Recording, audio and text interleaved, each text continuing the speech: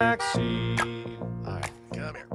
Check the backseat. Gets in your head, right? Good. Because every year, dozens of children are forgotten in the backseat of a car by a parent or caregiver. All never thought it could happen to them. But with changes in routines, distractions, or a sleeping child, it can happen to anyone. Parked cars get hot, fast, and can be deadly. So get it in your head. Check the backseat. A message from NHTSA and the Ad Council.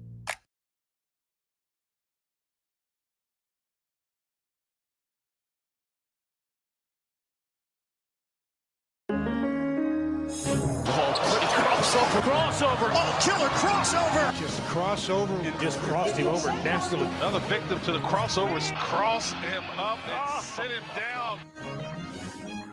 Hold on a second. Crossover. We got a important. Everlevel. Powered by Everlevel Concrete Repair in Omaha. Everlevelconcrete.com. All right, now we got a coach who might be leaving. Yeah.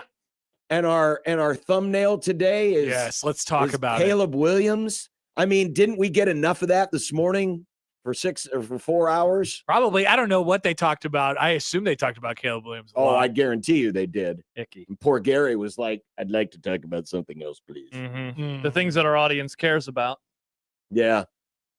I told these guys off the air. I mean, I give Josh a hard time occasionally for Cowboy fan derangement syndrome, but Bear fan derangement syndrome is very real and very prevalent. And I'm not saying you shouldn't be happy for the win. Just don't fall into the trap of Bear fan derangement syndrome. So, but to defend our young sweet boy Nick, maybe he's tapping into Bear derangement syndrome and trying to get the clicks from the deranged Bears fans. I don't think that's gonna happen. which there are many. Yeah, but that's not what they are coming to us for today. But they're not here. Nick, we got to strike while the iron is hot, my man. We got to strike while the iron is hot. We are in the drama business. Come on, Nick. You are the director of video. We must. Don't click on our show is what you named it today. Don't watch us. Go somewhere else. They're talking about the topic you want to hear about. Nick, thoughts? He's triggered. I was trying to tap into the bear market.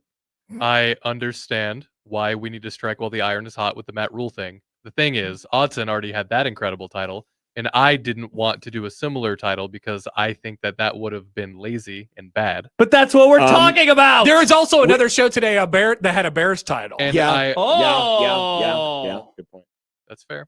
Also, Josh, nice job. Too good at your job. And while tremendous. it's understandable, and I'm not criticizing it, all of our shows had Vers in the title when he passed. Yeah, that's a very specific circumstance. Which makes it, yes, I understand that. But But like I'm just after saying, a Monday, everybody talks about Husker football in the title. this is true. On a Friday, we all preview the weekend in the title. This is true. After the I'm Super bad at Bowl. my job then. No, you're not bad at your job. Nick, I know, you're is that bad what at you your wanted job. me to say? I don't know what you wanted me to say. You're not bad I'm bad at at my job. You're I not don't know bad what at I'm your doing. job. You're not bad at your job. Did you not see what I titled our breakout video that I uploaded this morning? Yes, I did. That was very good, by the way. Good Thank job, you. Nick, You on did the a great breakout job. video. And the thumbnail. Thank you. I You're was good at your job. just trying. We're back. This would be easier if I knew exactly what we would talk about on the show every day. Oh. So you want us to let you know what we're talking about? It I would on actually really YouTube. like that. I No, would like to have some kind of Google Doc Actually, like I some like other it shows. better this way because then it gives us the opening to talk about it and it starts the cross. Oh, This is double flipped. Content. We do have content. Nick, And I would only throw out this. Why didn't we salute the Falcons? interesting. Care about the Falcons? You hate the Bills. What they about beat- the Bills are down? They beat a better team yesterday. The Bears are more local. Now, Nick, I'll yeah, say but I this. famously had a line about the Falcons that the Falcons should get the F out. And we He just call wasn't them here. the Falcons. He wasn't here for that. That was a long time. Yeah, but I mean I know your bit, but the Bears are a bit more localized. Now, how about this, All right. Nick? I'm happy to let you know what we're talking about. Mhm. Why didn't you reach out and ask us? We would be Well, happy triple to flipped. tell you. He hasn't done it before, so I know, but I mean, He's if Nick asking- wants to he's- know, he's I'm asking- happy to tell him, like, here's what we got on the docket today. Now, John and I also haven't discussed what we're just talking about today that's true. because we never I did. am perfectly fine letting Nick be the judge and the arbiter. Okay. Unless you are so busy that you're like, guys, I really could use the help. Otherwise, I am fine because sometimes it leads to funny things like the crossover like today. Pooping on Nick, everybody's favorite pastime. No, it's not pooping on Nick. It's a little pooping on Nick. No, it's not pooping on Nick. More questioning what's going on with the title. Because we had With some poop. We had one of these a little while ago. Didn't you have a Rockies one a few weeks ago? It was a Dolphins one, and that's fair. I messed up that one. I shouldn't have done that one.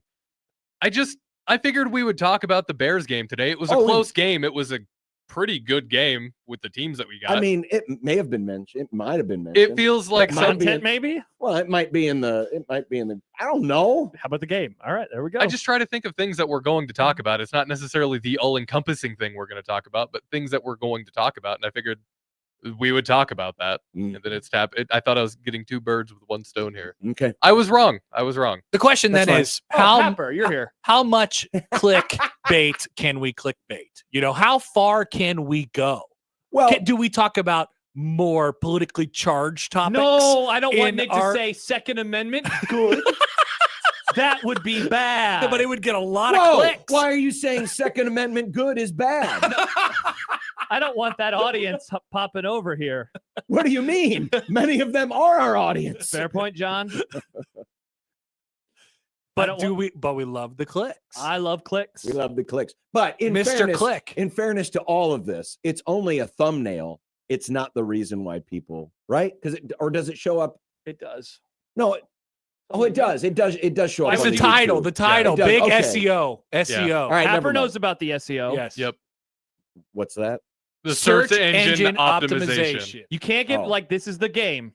I know that people don't like it, but this is the game we play. Mm-hmm. I was talking about it with a media member the other day because he was making fun of one of my thumbnails and was like, wow, you're doing the on-3 thing.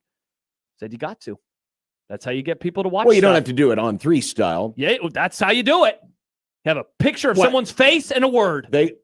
They've mastered the art. There's not another way to do it. That's the way to do it. With a It's question not that mark. That's the way, like the only way. It's like, not the best way. It's not that they've mastered it per se. It's that there's a very specific set of things that the algo looks for. Bingo. You have to do it. You have to play the game. You gotta do the algo. Right, That's but I'm why I just get saying, so weird about would- the algo. I don't want to give them all the credit that they've mastered the art, and there's absolutely no other way to I'm sure there's other to ways, but- achieve the same way and make it look like an original idea. Yeah, well, no one's original anymore. They nailed it. That was a You great know- idea by them. P. It's Even like, though it's I'm stupid. clicking. Even though it's stupid. Anyway, It's so stupid. It is. Great job, my Nick. apologies. It's a It philosophical question. looking. It is a good looking thumbnail. I mean, you picked a good picture. Thank You know, they got the white jersey with the mud on it. Man, I'm so happy when we see games with a little mud on it. How about the player for the Mariners on Friday who slid? Now, I missed the early part. He slid. Oh, And yeah. instead- he didn't even brush it off. You could tell he just left it caked. Yeah. He was like, I'm going to do this for, I don't know. He maybe just did it because Well, and there was It looks cool. Was it Cook last night for the Bills? Bites off a little bit. He had like a bunch of brown on the front of his jersey, That's but weird. they They were were playing inside. on turf. Yeah. And I was trying to figure out for the life of me where he would have gotten that. He He pooped pooped himself in it. himself. It's like when a baby it somehow Oh. goes up their back. Yeah, could be. Yeah, I didn't notice. I don't know why I didn't notice. I didn't really watch much of that game, honestly. I you know what? I didn't either. Because when I got home, it was like 21-7. Yeah, it Well, was a weird see, game. I had the Dodgers Brewers game on and the Baseball! Bears game on. Yeah. So I probably paid more attention to the Bears. I did. I mean, That I baseball game was wild. like at halftime of the Bears game, I switched over to the Bills game and pretty much watched that until See, almost. I the had end. that on the main TV most of the night because I wanted to hear from those announcers versus the other announcers. Yeah. I'd rather I hear agree. from Joe and Troy. You're out on Chris Fowler. I didn't say that. The other announcers. Not a fan of those guys. Oh, God dang it. The other what do you? Lewis Riddick. Thank you. Chris And Fowler. No, but Lewis Riddick. I was talking about Lewis Riddick and Mr. Safety. Orlovsky. Yeah. Oh, the other two. The other two. I like Fowler. Though I'm territorial. I don't like hearing college guys on a pro game. I'm You kind of do with not. you, John, but I don't. It doesn't sound right. It's not right to me. Yeah. And again, this is ESPN's problem because they have a shortage of good play-by-play announcers. I do like when he names what college they went to Because he knows 'Cause it by heart. because he knows it. Yeah, you could tell oh, he meant that. Yeah. You know, he knew that. Yeah. I did his games in college. You hear It's like pro Hersh- guys talk Hersh- about where they went to college. You're like, I'd never heard of that college. Louisville What's it? states that. What's Iowa? That's true. Whereas Herbstreit's like, yeah, I saw a guy at Bama one time. Yeah. I called his games. And Al's like, I can't see. He's talking to the wall instead of him. Have you heard about my dog? That's the other thing. Have you heard He about my does dog? A text from the 402. I don't think this is McMaster, but it could be. Troy Aikman was the absolute most biased announcer last night. Absolutely horrible. Stop it. I was getting some texts about Troy last night. Stop it. Mm-hmm. Again, heard this he was is pretty Bear hard on fan Caleb. derangement syndrome moving in. So he was pretty hard on Caleb last night. Whoa. A couple times, yeah. A couple times. Yeah. Caleb makes some bad I plays saw a couple sometimes. memes out there. I Yeah. didn't really hear what he said. Oh yeah, I think the Wiener Circle, that the hot dog place there in Wiener. Chicago, invited him for some food and insults. Nice. So yeah, yeah. So the one where I they mean, yell the- at you the- for the- going in there? Yeah. What's that? What? Like that's one the of those place, places that's where the they place just- where they abuse you. Yeah, That's cool. Kind of like Dick's hate that. Last Resort. I don't like that. I would hate that. Oh, I love that. I came here to Actually, enjoy kinda a do too. steak. I don't want to get yelled at for it. Yeah, but I you love know that. you're going to get yelled at. Yeah. It is nice though to be reminded that Nebraskans aren't the only ones that get hypersensitive about announcing. It I'm not that happens type of man. everywhere. Everywhere. Of course it is. It happens everywhere. Though, and I'll be honest with you, I guess I wasn't paying attention enough, mainly because the Brewer Dodger game was getting really I think it was exciting. wild. Baseball. I didn't really hear exactly what was said, but I tend to defer to guys like Aikman who played the position at a high level. If they see something they don't like, it'd be like if Kurt Warner said something. What I love about Troy might- is that he has reached the phase where he does not care. He don't care. Yes. So he is like, he gets annoyed at everybody. Especially Yes. on quarterbacks. Yes. Quarterbacks and referees. He's Yeah. like, no, I ain't Yes. having any of this garbage. Yes. Like he'll go after the ESPN referee guy. He's like, what are you talking about? Yes, I I love, love it. that stuff. That I is love it. great. More people should do that. They are too deferential to the official guy. Well, that's what they said, so we have to listen. Yeah. to him. No, And I he's love like, it. I disagree. Yeah.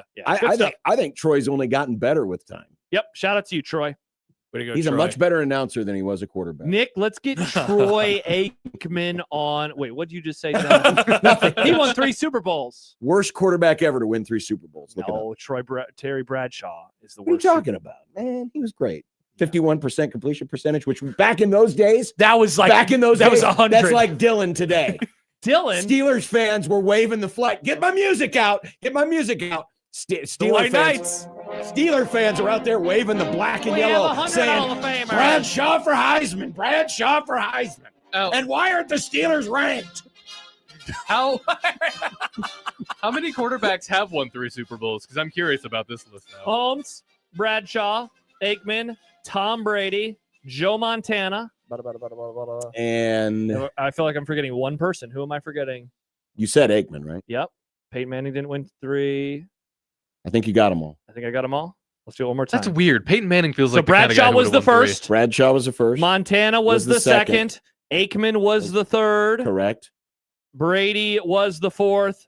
Mahomes the is the fifth. fifth. I think that's the list. I think that's the list. What a list. Yeah. So Wow. last place is a battle between Aikman and Bradshaw. Hmm. That's the battle for last place. I mean, yeah, when you say worst quarterback to ever win 3 Super Bowls, I mean, we're talking about Yeah, I know. like Now, pretty elite dudes. if I mix in their television analysis, then Aikman jumps Bradshaw. Yeah. television plus commercials. Put in Brady, put Brady's in Mahomes. now dropping a little bit. Yeah. Down goes But- the goat. Catch up, Hyvee. You know, put him in there Yeah. too. Tom Brady never did a commercial with Megan Trainor. Didn't he? I don't know. Did he? I It don't kind know. of feels like something you would have done, I I don't guess. know. Who Megan Trainor is. He wasn't in All that about many that base. when he was Mm. when he was playing. He wasn't in that many commercials. He Who? wasn't. Brady. Because that No. was a distraction. And Yes. Bill Belichick didn't like distractions. People forget Famously. that. Yeah, He back then he did. didn't like He's distractions. anti-distraction. Now he's He all was. now he's all about distraction. About the distraction. about Nice, distraction. John. Look at John. Good job making Too many Trainer damn reference. syllables, though. Mhm. Too many syllables. And who's the other one? Was what about Montana's broadcasting career? Oh, sucked. I didn't know. He might I didn't drop know it. Montana that even might broadcast. drop How Joe bad to he fifth. was. He When was- did he do that? he Like did where it for 1 year in on the the NBC 90s. studio show, and it was When they still had the AFC, right? yeah, it wasn't good. I think if you are a very successful NFL quarterback and you have the opportunity to become a broadcaster, maybe don't. Troy Aikman. Maybe You know, don't Bradshaw. risk it and No, don't let but people no have biscuit, that no as the biscuit. perception. in fairness, Bradshaw was pretty good. Younger. No, he was. He was But awesome. but you know, the last probably just 10 too years, old. it's kind of been too sticky. And we kind of joked Can't about read this. it There's a lot of anymore. ex-Cowboys that have gone to broadcasting and been pretty good at it.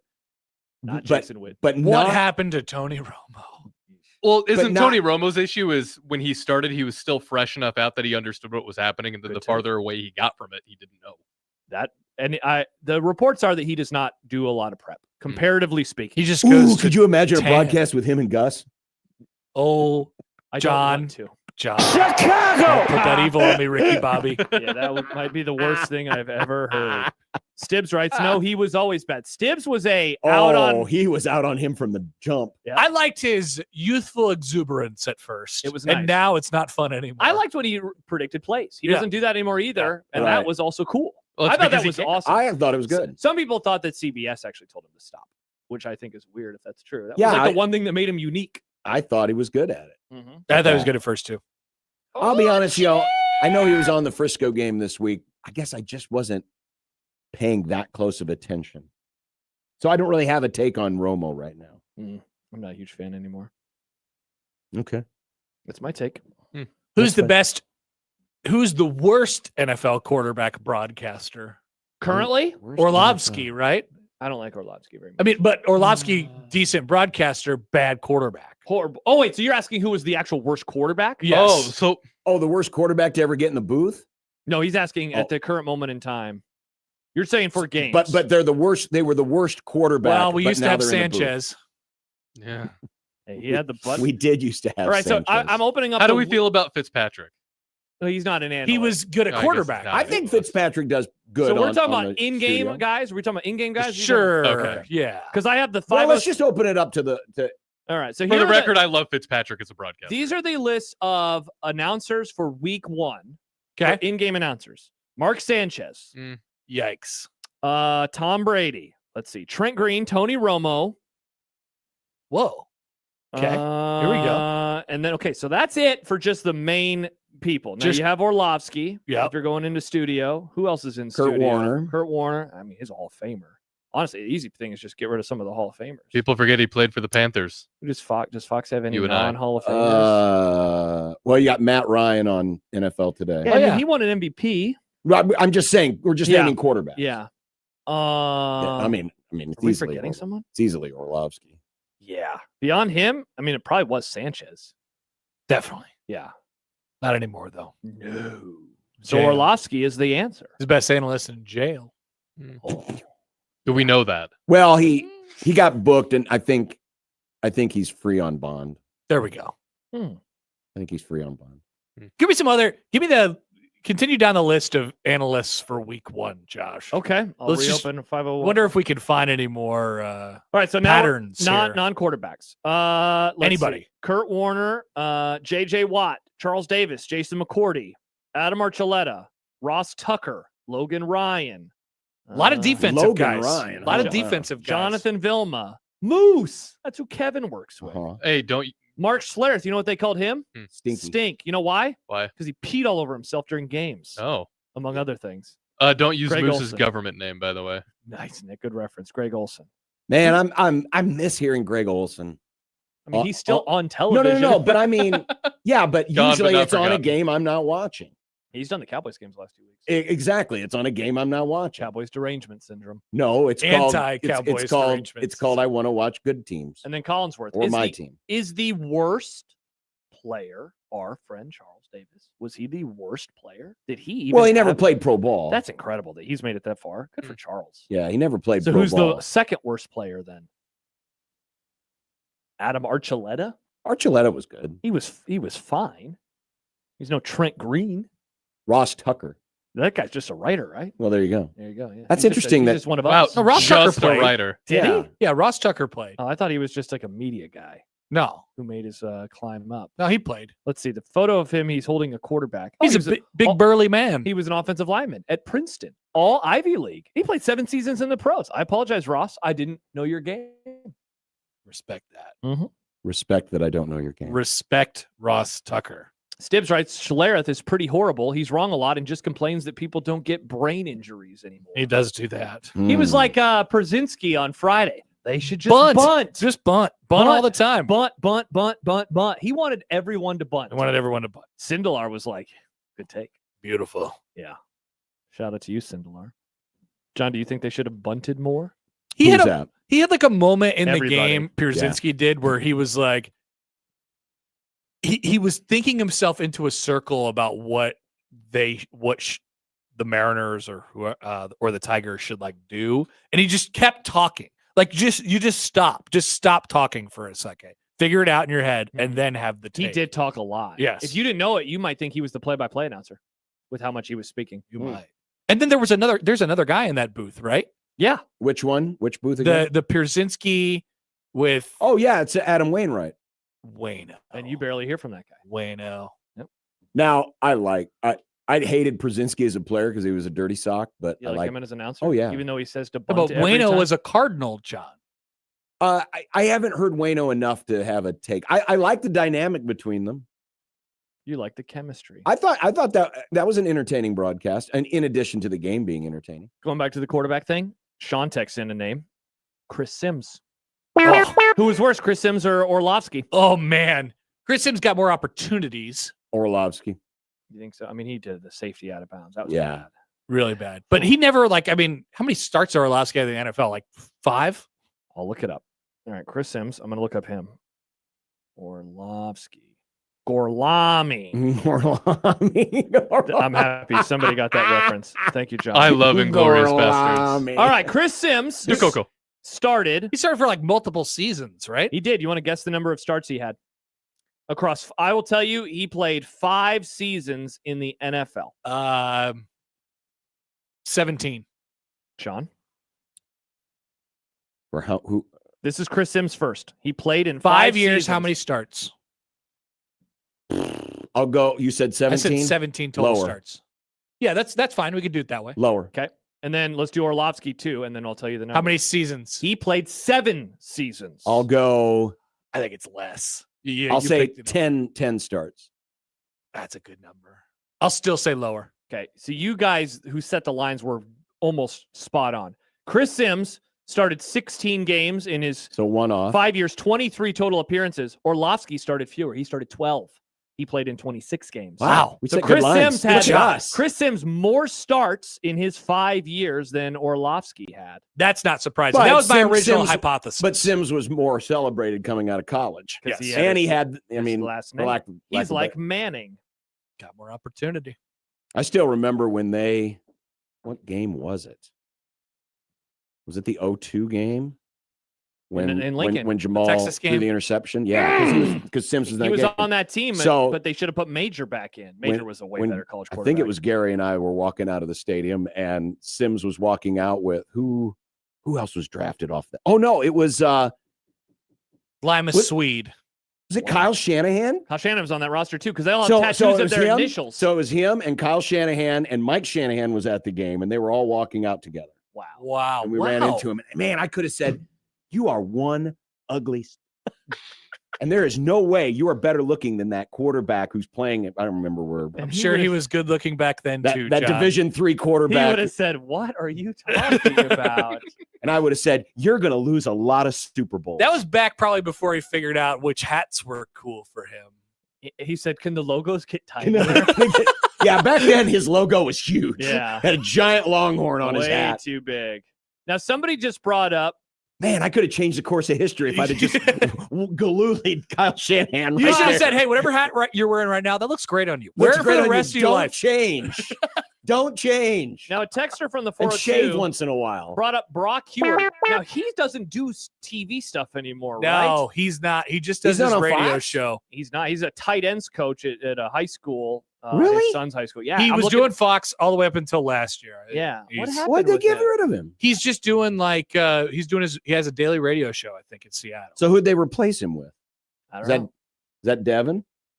know. So let's see. He would have been with Fox. He would have been on the it was him and Benetti, wasn't it? Yeah. And You were- Benetti went. He's a.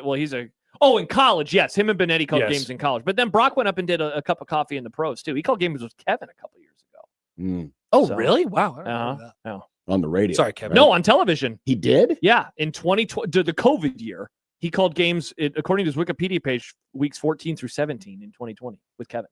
Before that, he called him with Chris Myers. Oh, Yeah. Well, that's probably because, who was Kevin's partner then on the regular? That Wasn't- would have been what's his name who went to Detroit. right? Chris Spielman. Oh, Remember that? Remember Chris nice. Spielman? Oh yeah, he was good. That's because Spielman wanted to punch Kevin out. That guy was a football guy. He was Oh, a yeah. football guy. Yeah, I think I talked to him a couple times at media days. Yeah? Yeah, it was definitely. Yeah, There's you a can't be full- like, hey, what do you there's think of a the narrative about Penn? He'd be like, what are you talking about narratives? He's a I want to talk about the football guy. 4-3 and the 4-2-5. Hey, by the way, what are we doing? We're watching pickleball. Oh my What? gosh. Well, Horny John. no, John. what? It's just pickleball. What's wrong? Though with I you? like the fact that we got the pairs wrong. So it's Bates and Sewing versus Braverman and Fudge. We need to change those out so it's Sewing and Fudge. Fudge is a hell of a name. Sewing Miss- Fudge. Excuse me, Miss That is Fudge. a band name right my there. name is Fudge. Nick. My Sewing name Fudge. is Fudge. Thank you, Josh. Do what I can. Good job. Do they have to be wearing matching outfits at the pickleball Those are the rules tournament? of pickleball. Well, I kind of like it because then you know they're on. You the know same who's on team. which team? Well, you also know that by the net. yeah, the yeah. side that they're on. Yeah, but I think they're just doing I it as think- their bit. I think the ladies wearing the Halloween pink dresses costumes. look a lot better than the ladies This who. is the dumbest crap I've ever seen. I know. John, what are you doing? What have you done? I was looking for something different. That's all. I bet Con Air's on. We should watch that. No, none of us liked Con Air. It was great. Why don't we just open up YouTube and put on an old football game? You know, the world is our oyster. Yeah, we could do Okay, that. you were talking about a Nebraska-Texas game. Why don't we watch an old Nebraska-Texas I haven't game? watched the 0-2 Texas game in years. Want to watch the 0-2 Nebraska-Texas What? game? You don't What want to watch kind it? of sick? You're gonna. Instead I of don't horny want John Pickleball. No, it has nothing to do with horny John. I just I was. saw those- You guys smoke. I saw those Exactly. dresses. That's why I wanted to see it. Her dress was like this. It was as tight as it could be. It was.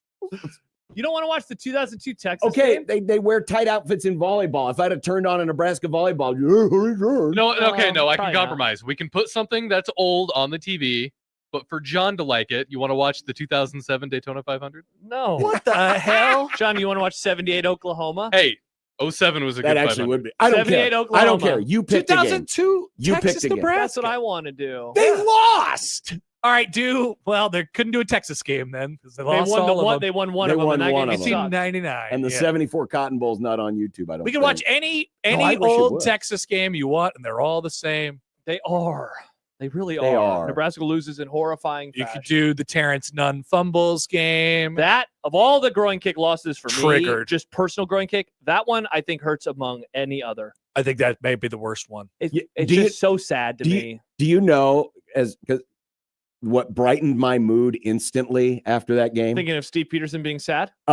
Seeing Steve Peterson sad because I left the press box to go down to the press room Oh my god. after the game, and I could see Steve Peterson and the look on his face, and it was Wow. like I instantly feel better. That game sucked. So It was snowing. They were going to win. I got so mad. Give me a game. What's a fun game? Well, 2007 Texas, Nebraska.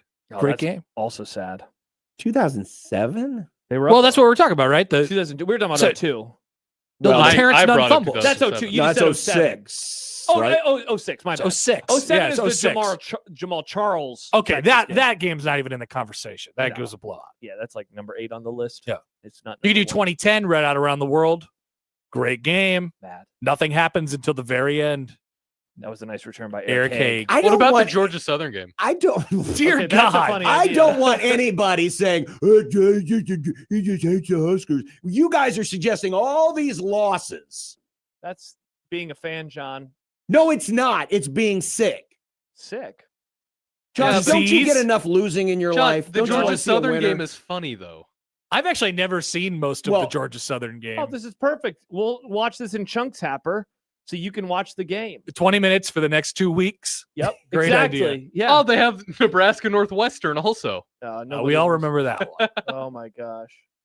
I wish I had a keyboard that I could just type this in on the remote. If you connect your phone, you can just tip, tip, tip, tip, tip, tip, and then throw it We're up. actually going to watch the Georgia Southern Why game. not, John? It was Just- funny. They scored a lot of points. I mean, it will be Late- entertaining. Ladies and gentlemen, First game. No, Georgia Southern. Josh thinks that Nebraska losing in the most painful way to the worst opponent they've lost to got in years is frostfired. funny. This is everyone always is like that game was the game where I knew it was over for Frost. I'm like, you're an idiot. First the of all, game was definitely this over. game shouldn't make you that sad. They already Yeah. sucked that year. Who Why don't we cares? watch the full halftime of the NFL London? Oh, that's a great idea. Oh, are there just highlights? Did nobody upload Oh, it's got to be 43 there. minutes. No. It's got to be there somewhere. If we're don't wanna gonna watch the 40 suffer through it, we're gonna suffer through the whole damn The whole thing. game.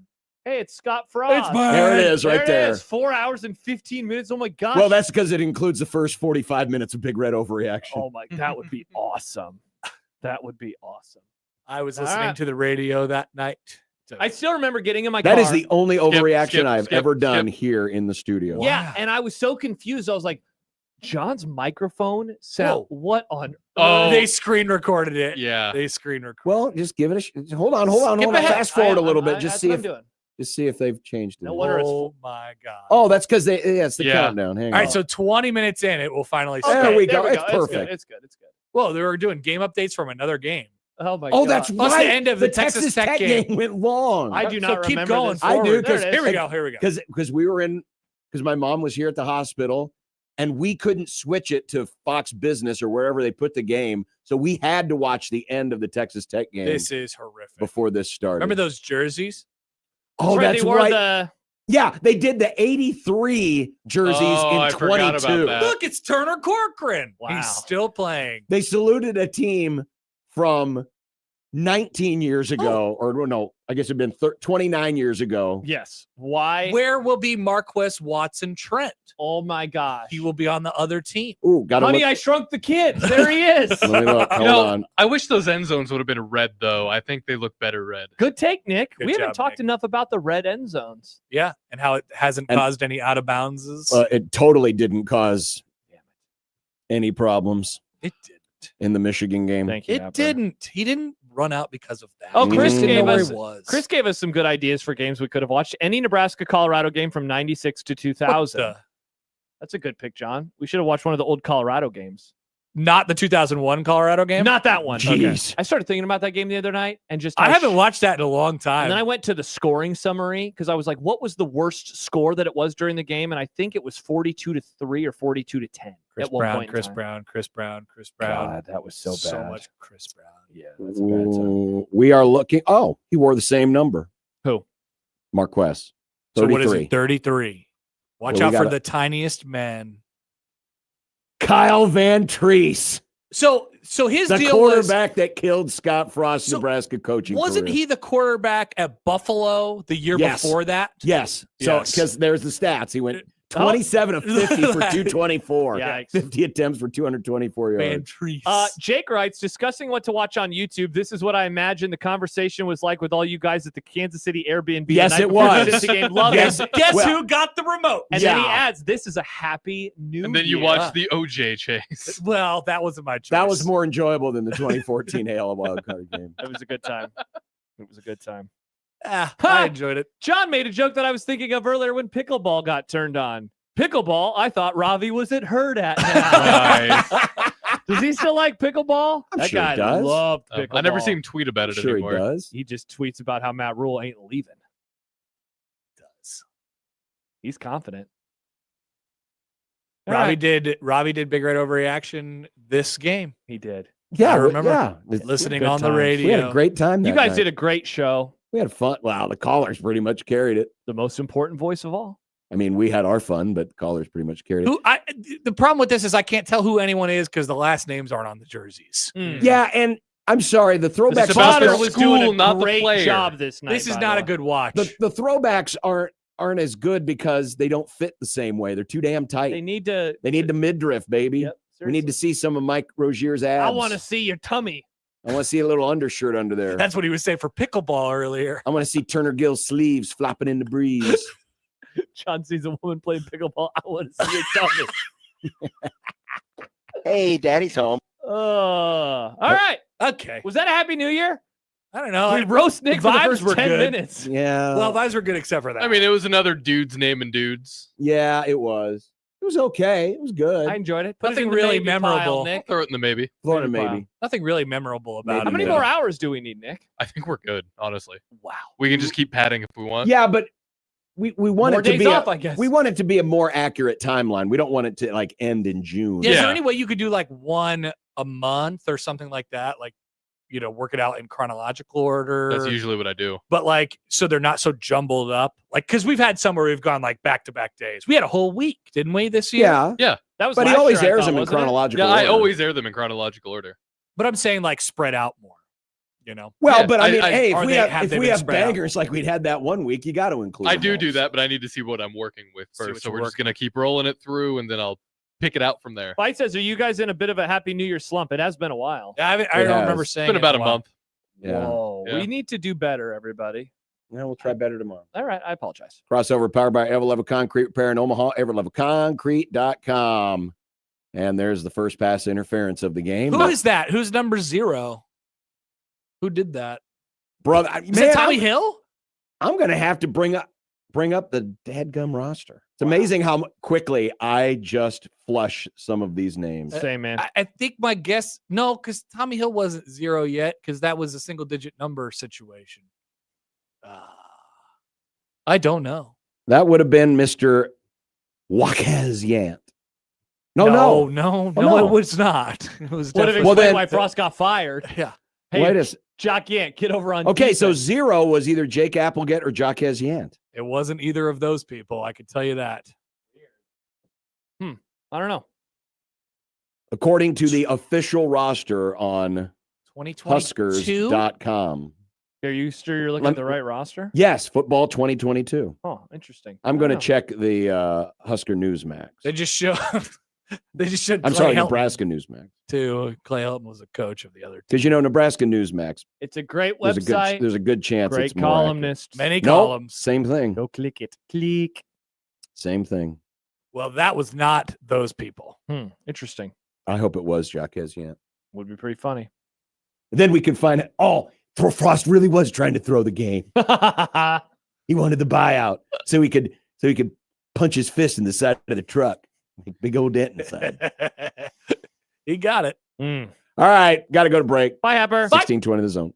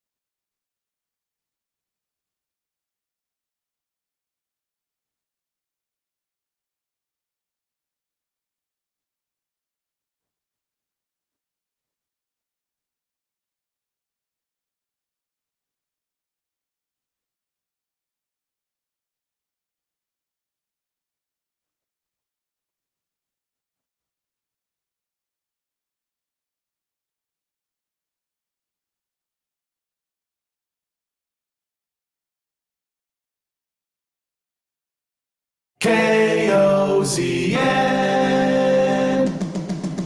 Unsportsmanlike conduct on 1620 The Zone. Husker Athletics, Creighton, and yes, UNO. Don't miss a moment, they'll give you your fix. They're on every day from 2 until 6. Spend your afternoons with John, Josh, and Nick.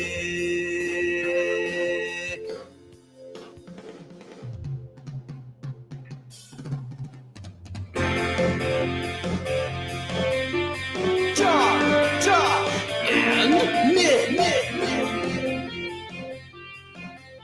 They'll show you what sports talk really is.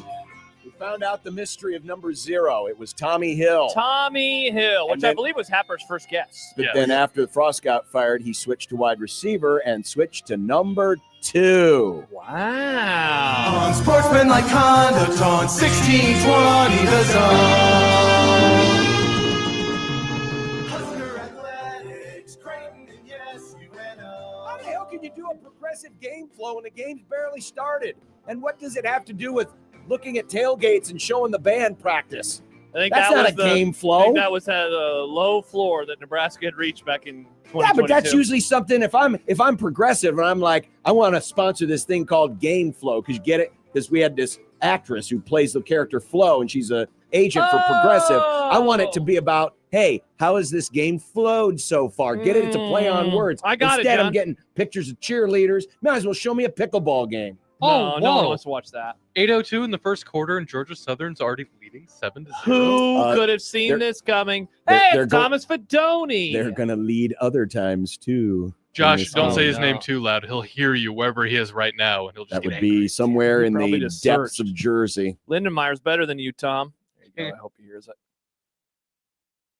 Heinrich might be too. Ha! I said might. Might. Said might. Might. I'll say he is. Not just kidding. Welcome to the Grum, everyone. What up? Hello. Cloudy, misty, rainy type day. Misty, that's the name of my dog. Oh, that's right. Yeah.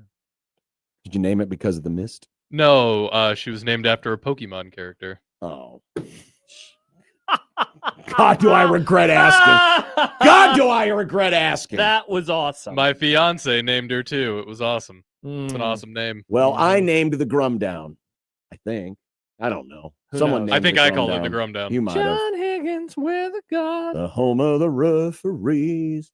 Gotta play ball. Got a grum down. Making sense of Rule and Penn State. There's been some interesting conversations being had out there in the planet Earth about this particular situation, and I've got a few more thoughts. Okay. As well, I have takes. I know you have takes. I have many takes. We got our Nebraska K Ford stock report. A bothersome trend. What? They're winning. What kind of bad trend can there be beyond winning? You're a hater. I don't know. I'm not the hater. I did not pick the Georgia Southern game. I would have picked a Nebraska win. This is funny, though, and it gave Nebraska Matt Rule for I- at least 3 seasons. I could name a dozen funny Husker wins. I told you to name them, and you didn't, and so this was Well, the game. I wanted to defer to you because I didn't want you to have to suffer through the yoke of me wanting to watch older games. Like, I said 78 Oklahoma. I was good with old games. Give me an old game. well, maybe We'll do it during the commercial break. Maybe we'll pick one tomorrow. Nah, I mean, we've committed to the bit. I mean, we've already learned that Tommy Hill changed numbers. We got to stick. Got to to stick with it. Got to find out what happens. Mike Farron will join us Oh, on the phone. now, so we won't hear from him yeah. today. Then, I'll be like, and then, Mayor, great take, Mike. Will the Dodger pen be the death of Angelinos?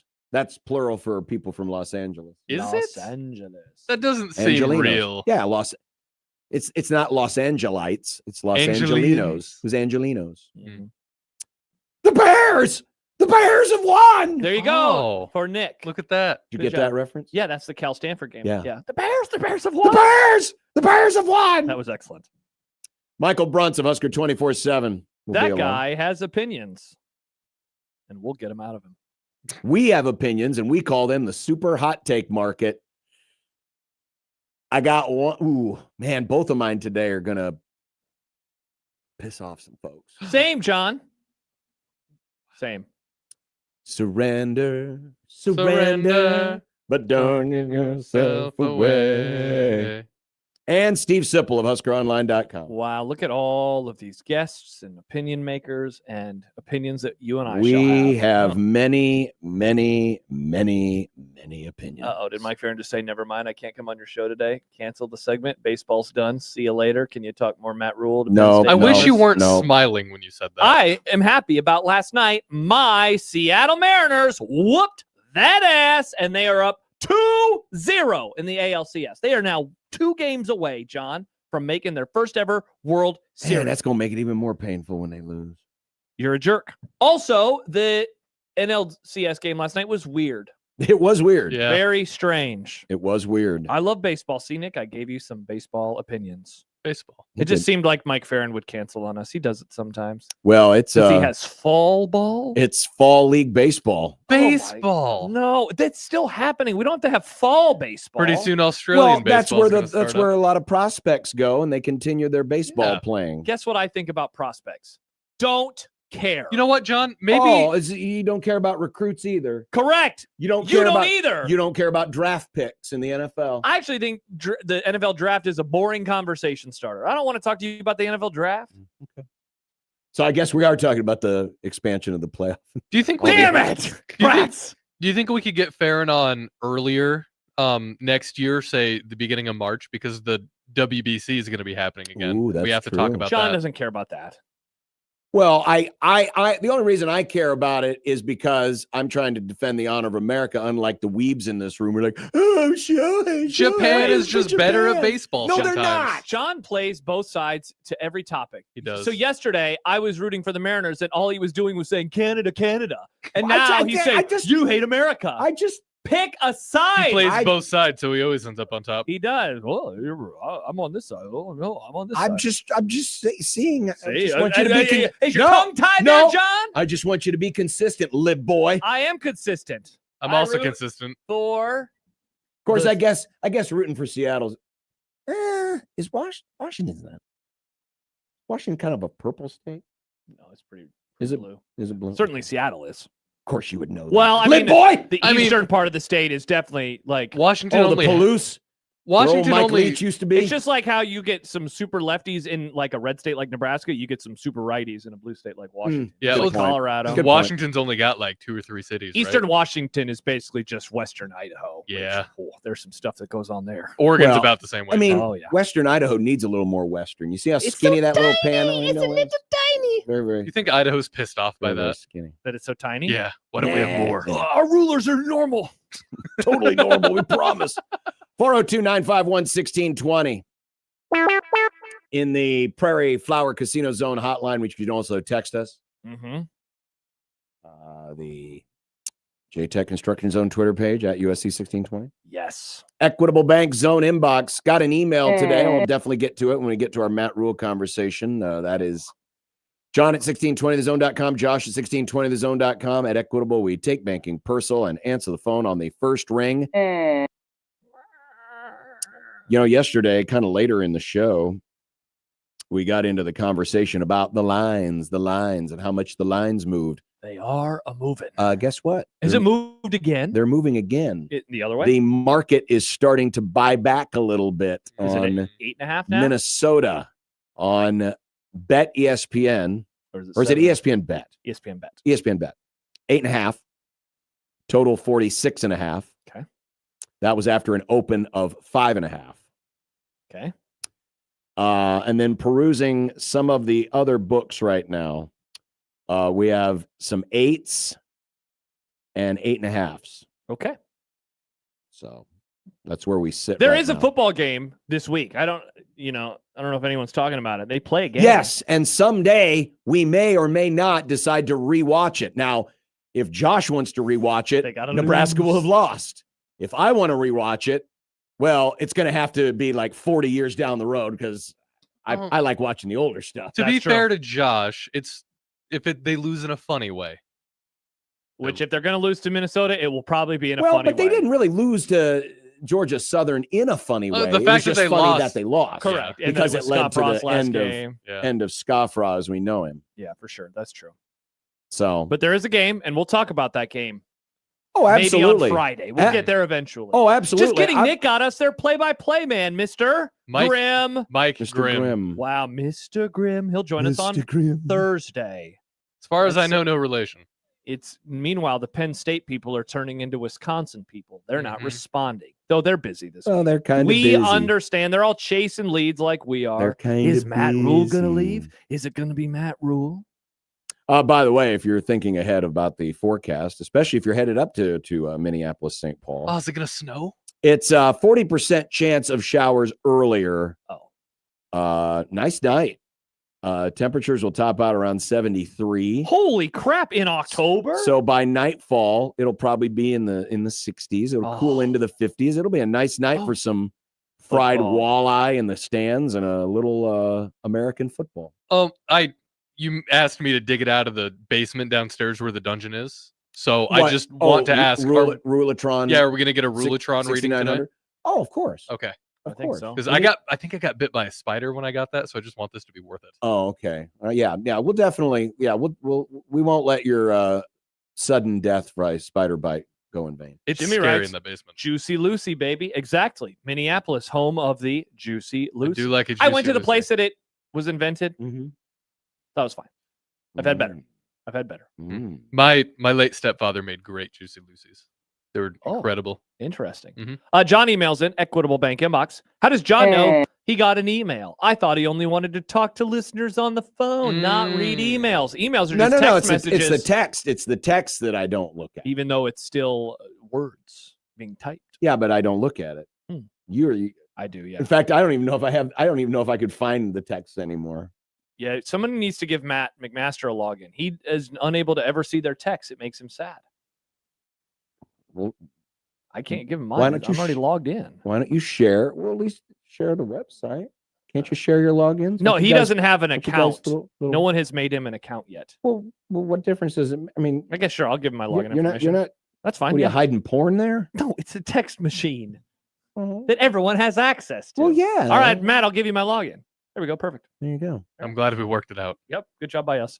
Good job by us. Baptism by fire. Does John answer it all? No, he doesn't even read it. How's he going to answer? That's why when I'm gone on the show, the texts cease to exist. There's too many things going on. I don't need to be juggling that. We decided a long time ago that Josh was going to look at the text. It used to be logged in here, and I would do it, but then it got logged out, and I don't remember my login info. Interesting. If only there was an email that you could look through and find the password. My search doesn't always work. My email search. Interesting. Drake says, whoa, football pervert is a real pervert. No, I'm not. I'm a football pervert alone, and that is it. That's the only pervert that I am. Certainly not no college basketball pervert like you are. I enjoy many sports. I enjoy many sports. I'm not a one-trick pony. I enjoy many sports. I like a variety of things. Like pickleball, you freak. John's an eclectic pervert. Nice. John has lots of magazines at his home. Magazines? Magazines. Actually, I do, because my parents found a bunch of old sports magazines that I had. Oh, that reminds me. I got to go to my parents to get a bunch of crap soon. Crap. I don't know when I'll do it. Oh, man. Now we're getting the YouTube ads. Oh, I'll skip it. My bad. Well, that's the next. Now you got to do that. All right. I'll skip it in 3 seconds. In 3 seconds. My bad. Oh, but look at that advertisement for Kubota. That's some I could sexy farm equipment. Bail me some hay, Nick. All right, That's a hail bear. Hay baler. I used to call it a barrel of right. hay, a hay barrel. What you said. My bad. I was a city slicker. Still am. Mike Farron will join us next. The baseball championship series, plural, on 1620 The Zone.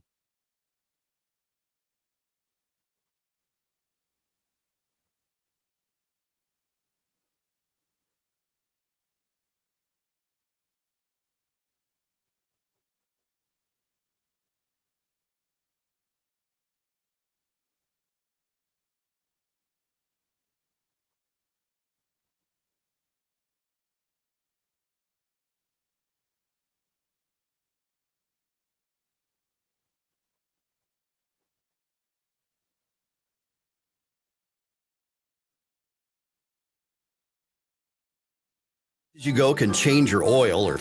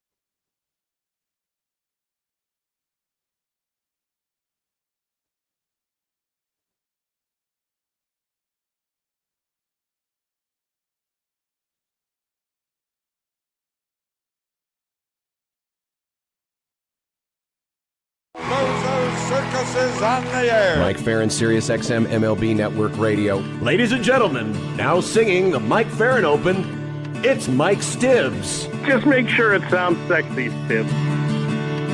Lord Almighty, how can you stand Arizona? Your fair skin must be burning down into your absent soul. Mike, Mike, Mike, Mike, we can barely hear you. It sounds to me like you called us from inside a hole. But your phone calls lift me higher, like the ERA of Mark Pryor. Your hair looks like it's on fire. You're Mike Farron. You're just a hunk of burning love. You're just a hunk of Center field hit well. This one's got a chance. Frelick going back to the wall. He leaps. It's in and out of his glove, but he caught it. And now chaos on the bases. Might have a play at the plate. The throw. Not in time. No, he's out. He's out. It's a forced play at the plate. After review, the call on the field, the force out at home plate is confirmed. The runner is out. It's confirmed on the runner at third baseman. The force out is out. Wow. Zaniness on the base paths last night as Milwaukee turns the first 8-6-2 double play in the history of the postseason. Wow. On a grounder. If you would have been following along on the live stats instead of like on the radio or on TV, it would have read Muncy grounds into 8-6-2 double play. You would have been very confused. How do you ground out to the center fielder? But them's the rules. Mike Farron joining us. Mike, that was, I mean, I love it when weird things happen. It's even better when it happens on a big stage versus, if it would have happened in a random, Pirates, Cardinals game.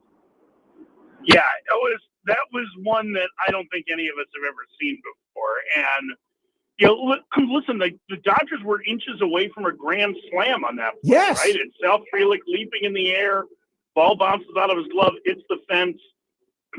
Teoscar Hernandez didn't know the rule that, like, when you tag up, you don't have to wait until the ball is caught. It's once it hits the outfielder's glove, you can go. And so he went back to re-tag when it bounced off the fence and went to him.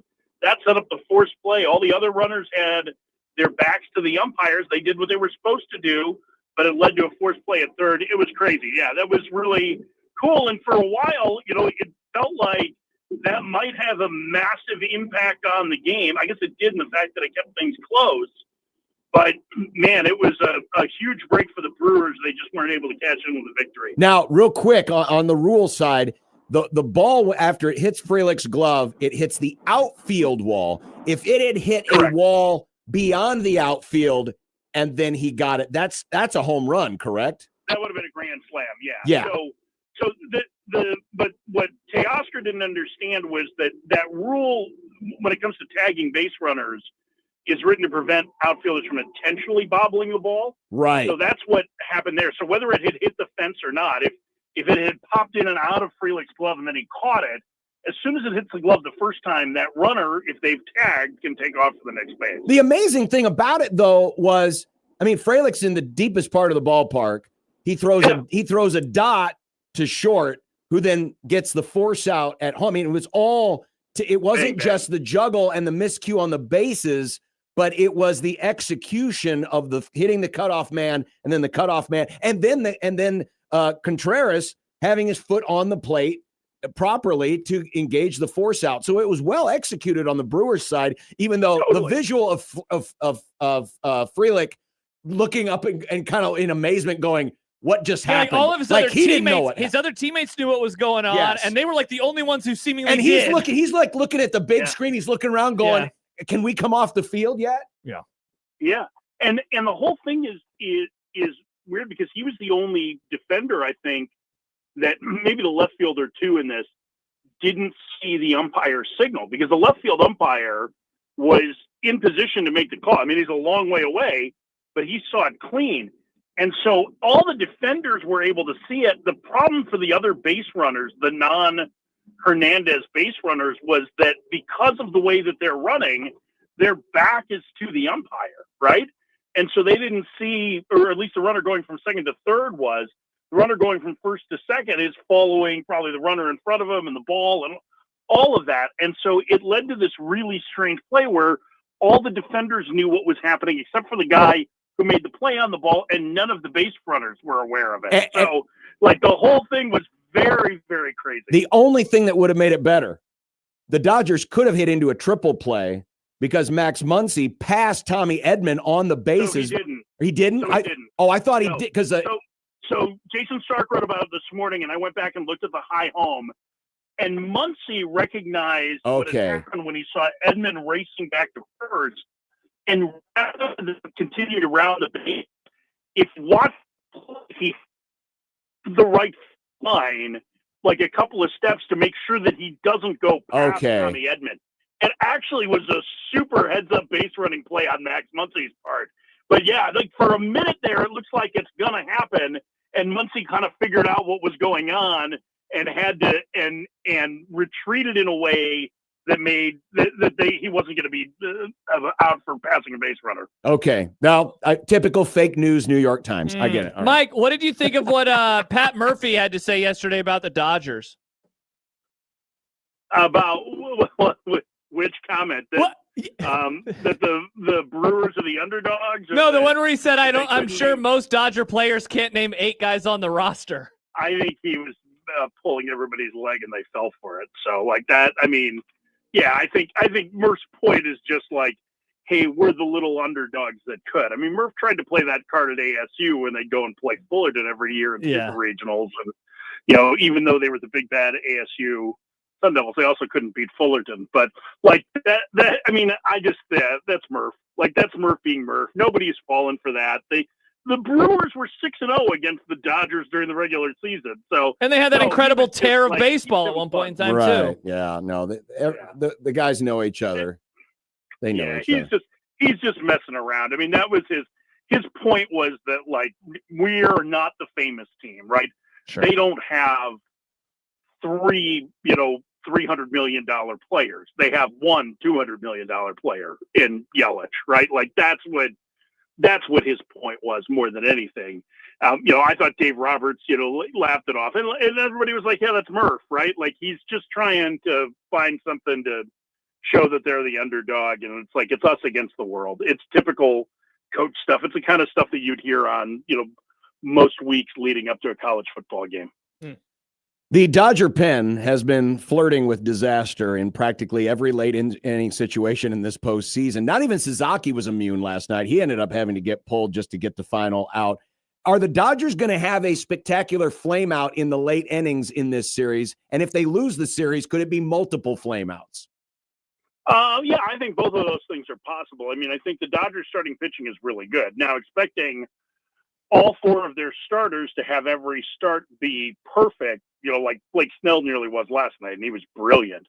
I don't think you can expect that, but they're going to have to count on those relievers at some point, and somebody other than like Emmett Sheehan and Roki Sasaki are going to have to pitch well.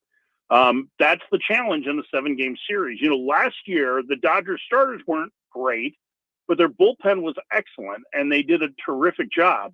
The problem is that you're just not going to get these guys to go 8 innings consistently, and probably not against as plucky an offense as the Brewers have. What Snell did last night was, I mean, that was an all-timer postseason pitching performance. He gave up one single. He faced the minimum for 8 innings. That was incredible. It is next to Don Larson's perfect game. It's the deepest anyone has gone. Yeah. With facing the minimum, because Snell faced the minimum through 8. That's the only amazing. other person to do that was Don Larson in the famous perfect game.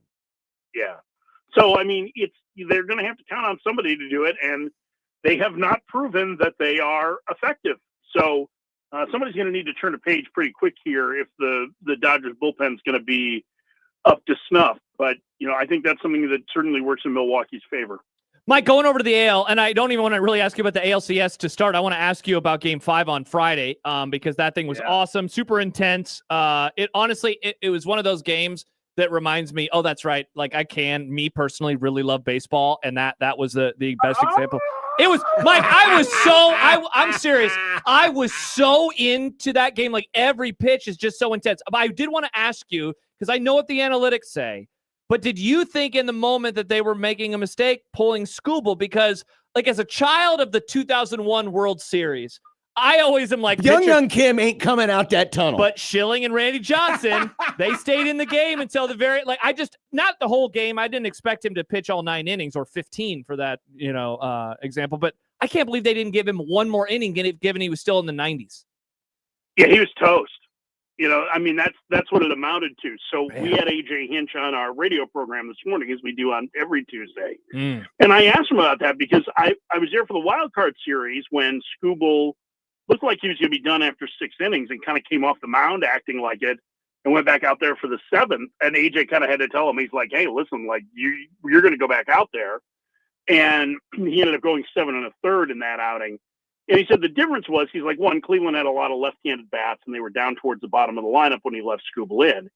He said after the 5th inning, he talked to Scooble after every half inning. And he's like, we can't say it in the moment. He's like, but Scooble was like, I think I've got, or this was going into the 5th inning. He's like, I think I'm getting close to empty. So he pushed him for the 5th and the 6th. And in that 7th inning, he would have been going against, I believe, like 5, 6, 7 or 4, 5, 6 in the order and facing them a third time. And so when he explained it like that, it totally makes sense. But the fact is that the Tigers bullpen gave up 1 run after that. Sure. The managerial decision can be second guessed all you want, but the Tigers had to score more than 2 runs. Yeah. And 90% of why did the manager pull this pitcher, most of that comes down to close, low-scoring games where people get frustrated because the bullpen gives up a run. Like that to me is like, we are mislaying the blame, right? The blame should be on the offense. The Tigers had multiple chances to win that game in extra innings. That's part of what made that game so compelling, is that both teams had chances. It wasn't just a steady stream of left turns back to the dugout. Like it was, both teams had chances. So I don't really think, on the list of things to fault, I think probably poor offensive execution would rank way higher on the list than Tarek Scooble not pitching the 7th inning. I thought it was very nice of the two teams to do their salute to the second half Chicago Cubs offense, because that's what the Cubs were in the second half. First 2 guys get on, nobody scores. It was incredible. It was like every inning. It was. And as much as I enjoyed it, I was starting to get mad because, Fridays for me, because I do the show with Jack, is a very long day. Yep. And I'm on my last legs of energy. But then one of those, amazing moments, probably in the 13th inning, I think it was, someone got out of it and Adam Amin, freaked out. And we're going to the 4th. And it snapped me out of it. And then I was fine for the rest of the game. But I was starting to get a little angry because it's like, I really want to go to bed right now. Well, I go to bed at 8:30 every night, right? Because I host a morning show on West Coast time. And so I'm in bed at 8:30, and it's 9:30, and I'm texting with a scout, and I'm like, man, this better hurry up because I'm way past my bedtime, and he's laughing at me. But I'm like, man, I gotta make it up to the end of this. Fortunately, my wife went to bed. I could make it to the end, but I was out cold 5 minutes later. Mike, which of the 4 losers in the divisional series should feel like our window, we might have missed it, and which one should feel the most okay today as they look ahead to 26? Yeah, I think the Phillies are the ones that are probably the answer to both. So the Phillies are a really good team that has a number of key players that are free agents and probably a couple of others who aren't going to be part of their roster next season. And yet they have a core that, if Zach Wheeler is healthy, features 3 outstanding starting pitchers to start with, one of the best pitching prospects in baseball, and a lineup that still has Bryce Harper and Trey Turner anchoring it. So I think that the answer is the Phillies in both cases. I think that they're still going to be a good team next year, but I think it's going to look a lot different than this core group that has been so successful and, quite frankly, so much fun to cover because those guys love baseball. In a way that only Josh loves baseball. Mike, the game was awesome. I couldn't stop watching. Did you love it more than speculating about who the new coach at Penn State will be? I mean, it was. We've pretty only intense. just begun that path. It was so intense though. That was fun. Mike, I don't know if you know this, but Nebraska plays Penn State in about 4 weeks in Happy Valley. Happy Valley.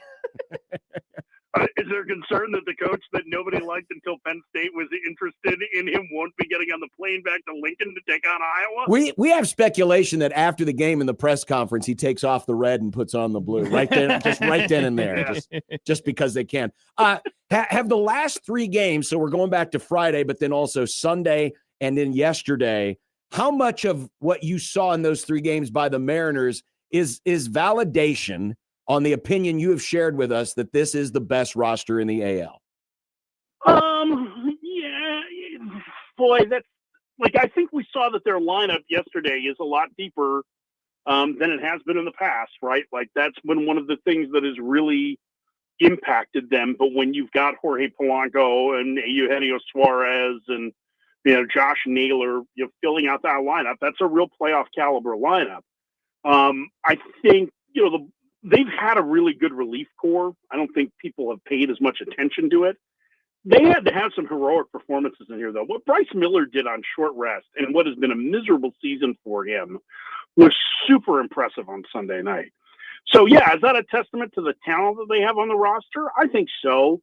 But they also just executed well, and they have a good pitching staff that shut down a Toronto offense that was swinging the bat well in the Yankee series. So, I think a lot of it is a testament to their roster, but I also I think we have to remember that there's just a huge amount of randomness in baseball. And if the Mariners drop 2 out of 3, let's say at T-Mobile, which is entirely possible because it's going to be close, low-scoring games because that ballpark is so impossible to hit in.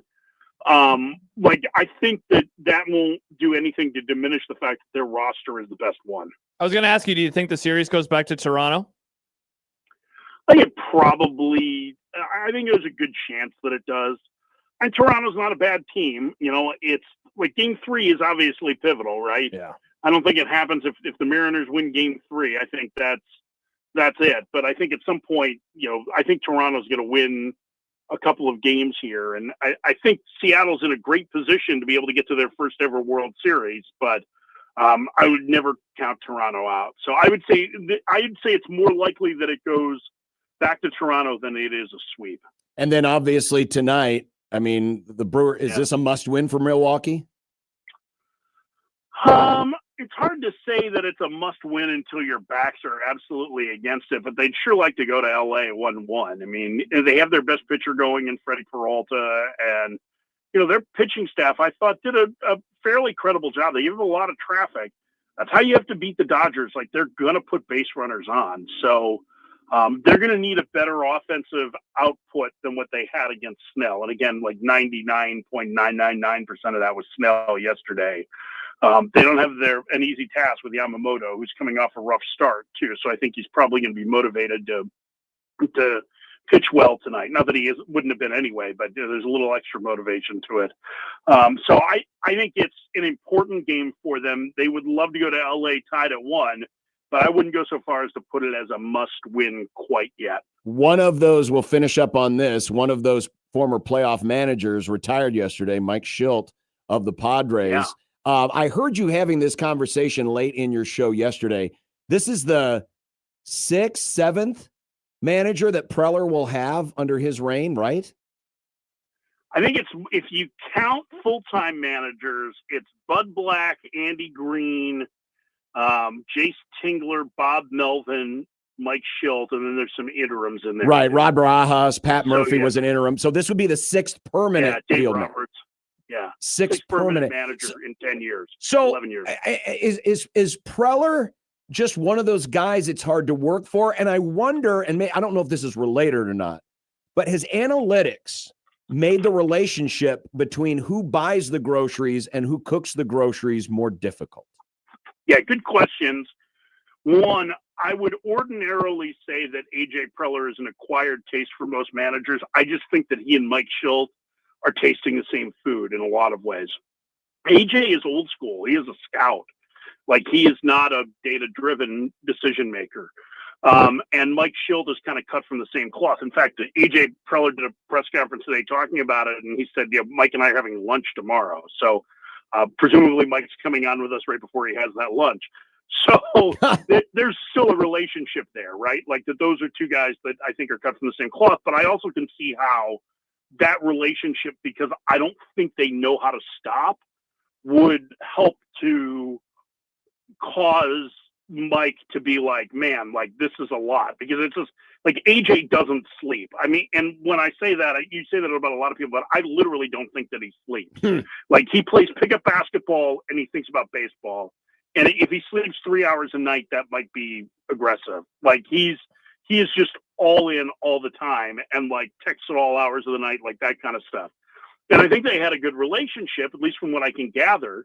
Mike has a little bit of, like, players love playing for Mike because he's a really good teacher. I don't know that every coach that's worked with Mike loves working with Mike. In fact, I know that's the case. And I think a lot of it is because there are some moments where he is just kind of like, I want to do it this way. Mm-hmm. And not everybody handles that well. And so I think that can be some of the discontent. But listening to him talk or reading his comments on The Athletic, like, it was the stress of being in a pennant race, the stress of managing that roster. He wasn't sleeping. He was starting to lose his hair. He was dealing with chest pains, right? This all sounds horrible, right? Yeah. And this is part of the unfortunate reality of legalized gambling. He was getting death threats for him and his wife. And like, that to me is like, you know, listen, if you want to gamble on sports, that's your decision. You are deciding to risk your money on the actions of others. It's not their fault if you lose your money, and you don't get to file death threats, right? I think most of us in this conversation can understand that. Yep. Like, that to me is a bigger issue than anything. And I think the stress of it got to be too much. And I also think that there probably is something where he wants control to be able to drive those decisions. I said it yesterday. I said it again today. I will say it to him when I talk to him tomorrow on the radio. I think Mike Schilt is going to be an unbelievably good Division I baseball coach. Like, I would hire him for my program in a heartbeat. Really? Because he's an unbelievable teacher of the game. He is the keeper of the Cardinal way, right? Like, he has. Oh, well, then we don't need any more of that. Jeez. He is one of the best player development coaches I think that exist. Wow. Okay. And I think he would be able to surround himself with the people that he feels like he needs to surround himself at a Division I program, and get players who play Mike Schilt style. I think he would be an amazing college coach. I don't think that there's, like, the list of big league managers who I think would be great college coaches are like him, AJ Hinch, Alex Cora, probably about it. It's a completely different skill set. Sure. And I think Mike's skill set lines up really well for that for the college game, if in fact that's what he decides he wants to do. Mike Farron, Sirius XM MLB Radio. Going to watch some Arizona Fall League baseball today. Meanwhile, Josh is making us watch Scott Frost's Last Stand, the loss to Georgia Southern. We're watching it on YouTube, so that's what we get today. Wow, that sounds super exciting. Hey, why isn't there a baseball game on right now, Mike? That's Because your sports fault. Tonight. Because it's tonight. Yeah, that's their fault. Well, you're going to take the sole game that they have and put it in the middle of the afternoon? Yeah, it'd be good for you and me. Well, it would be good for you and me, but that would not maximize their audience. All right, well, we'll watch one tomorrow then. All right. Bye, Mike. Bye, guys. Have a great one. You too. Actually, we won't have day baseball tomorrow because... What? Well, because it's National League Travel Day. It'll be a single American League game in Seattle. I was thinking of Thursday. Thursday, we will have... Thursday, we should, I believe, have two games. We will. Yeah, there's no way there will not be a game on Thursday. Unless Thursday, they change the schedule. It's at 5 o'clock. That's not day baseball. That's early evening baseball. I mean, Sybil has to have time to watch baseball after dinner. That sucks. And then Sybil's the AL game that night's at 7:30. What are they doing? What aired at 3 and 7? That's what they should have done yesterday. Well, but bad sport. Sorry, I'm back out. Sorry, baseball. Well, the problem is you have 2 games on the West Coast. And we saw how bad the crowd was last week for that one Dodger Day game. Well, the one on Thursday is at 3:00 in LA. Yeah, that's tough, man. The game 6, if it goes to Monday, game 6 in the NLCS would be at 4.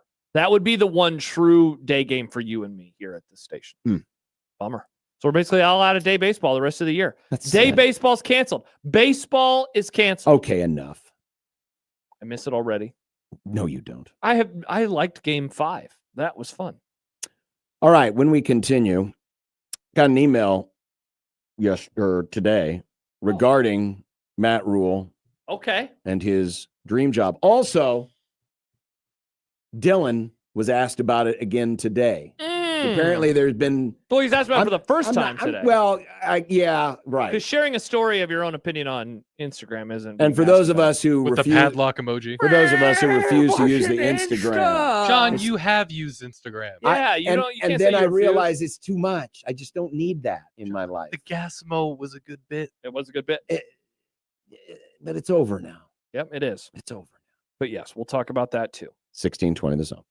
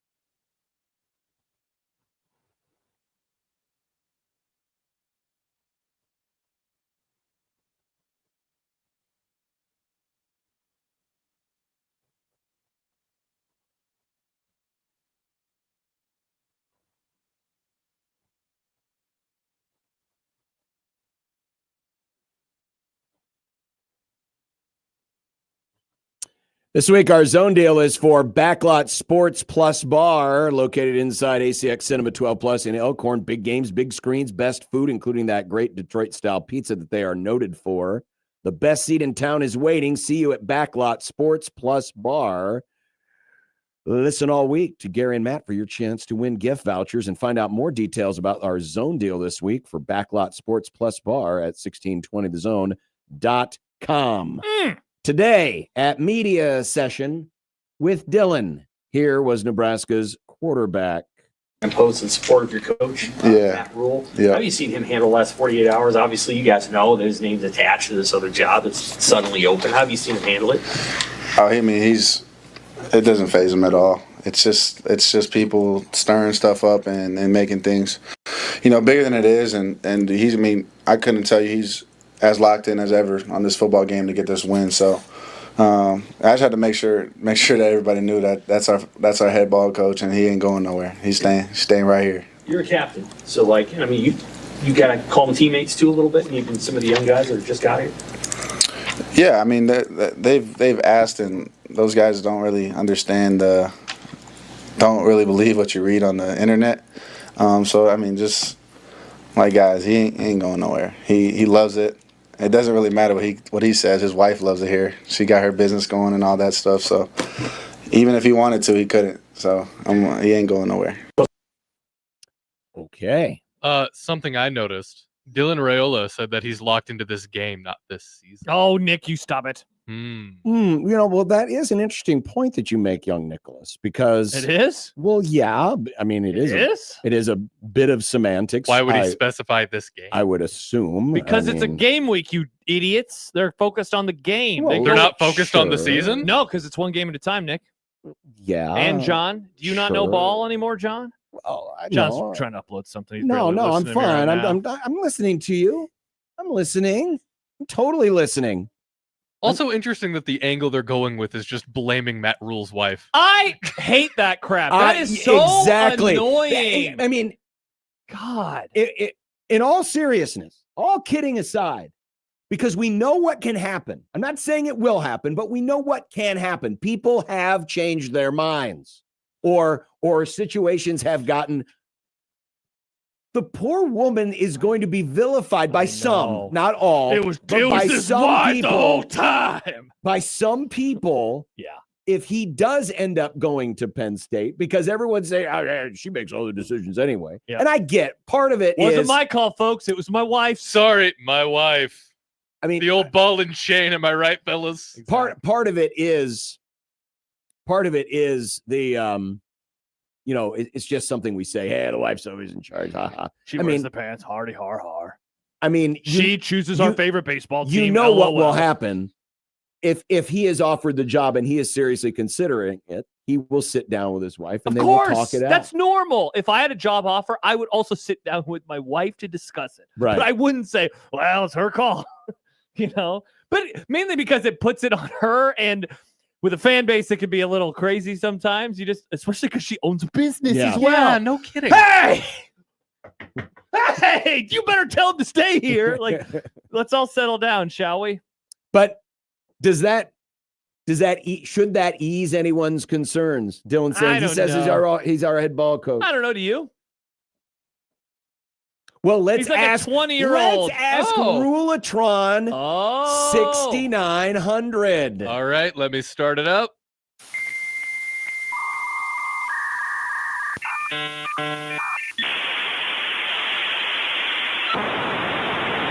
Sounds like Farron's phone. Yeah, you beat me to the joke. Oh my God, grinding and grinding and grinding. And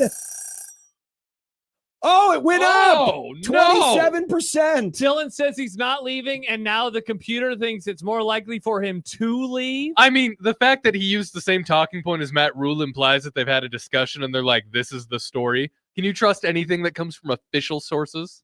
They're trying to control the narrative, Josh. I mean, like this. It is a computer, and as we know, listening to Big Ten fans, computers and rankings they hate us. They hate us because they ain't us. See, John. this is proof that this has been happening since the 80s when we had this computer in the first place. There it is.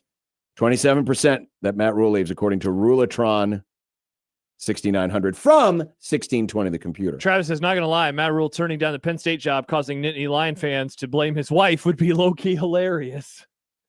As long as they don't say mean things on the internet. Or do something like send her a box of poop through the mail. Jeez, Nick, you're giving people ideas. Don't do that. I don't think you can even ship poop through the mail, can you? This is unreal. I mean, I literally just did it a couple of months ago. Oh, there's no mail people right now. You ship poop? Who'd you send it to? Evan Burrows? Oh, it's that Cologuard it's the stuff. colon stuff. Yeah, it's the Cologuard stuff. Well, you have to do that through the mail? Well, John doesn't get the anymore. Yeah. It's Don't either you remember I was or making mail. the jokes about I'm now a bioterrorist? Oh, yeah. Because I'm shipping my poop in the I mail? forgot about that. I hope they enjoyed my poop. So you can officially send poop through the mail, but I don't think you can just crap in a I'm box. not gonna and lie. ship It was a out. little weird to Yeah, it walk into should the UPS store and just handing it over, and of course, It's poop again. And like they don't know that it's poop, but you're oh like, no, they know. I'm guessing they know because it's got the It was like the labeled Cologuard. poop. It's got the Ah. Cologuard stuff on it Yeah. because they send you the box, and I What's in guarantee the you they know box? that this person is inches away from touching my fecal matter. Sonny writes, could you guys clear up a question for me? Is the transfer portal before the end of the season? How can Rule leave after the season but still take all of his players with him if he leaves after the portal? When a coach leaves, the portal is then reopened for that school for an additional 30 days. Also, the portal is now opened in January. So, yes, it Correct. is open after the season. At least after. Jeez, man, people are already saying he's going to take all his players with him too. They're worried. Jesse Well- says you can send poop for sure. Wow, a lot of poop people out there, apparently. all right. Well, don't do that, Penn State fans. Brian, What if- 1620 okay. ships poop over the air. What if just a bunch of people from central Pennsylvania just started shipping their Cologuard? That would be mean. That would Well, be but mean. I mean- Don't say that. Now they're going to be like this radio show in Omaha wants everyone to say. No, I did not say that. I'm just saying, what if? Wow. Interesting. I mean, if you're a Penn State fan, you ain't the brightest light in the barn. That's true. Got him. All right, coming up next, Michael Bruns Let's do it. on 1620 The Zone.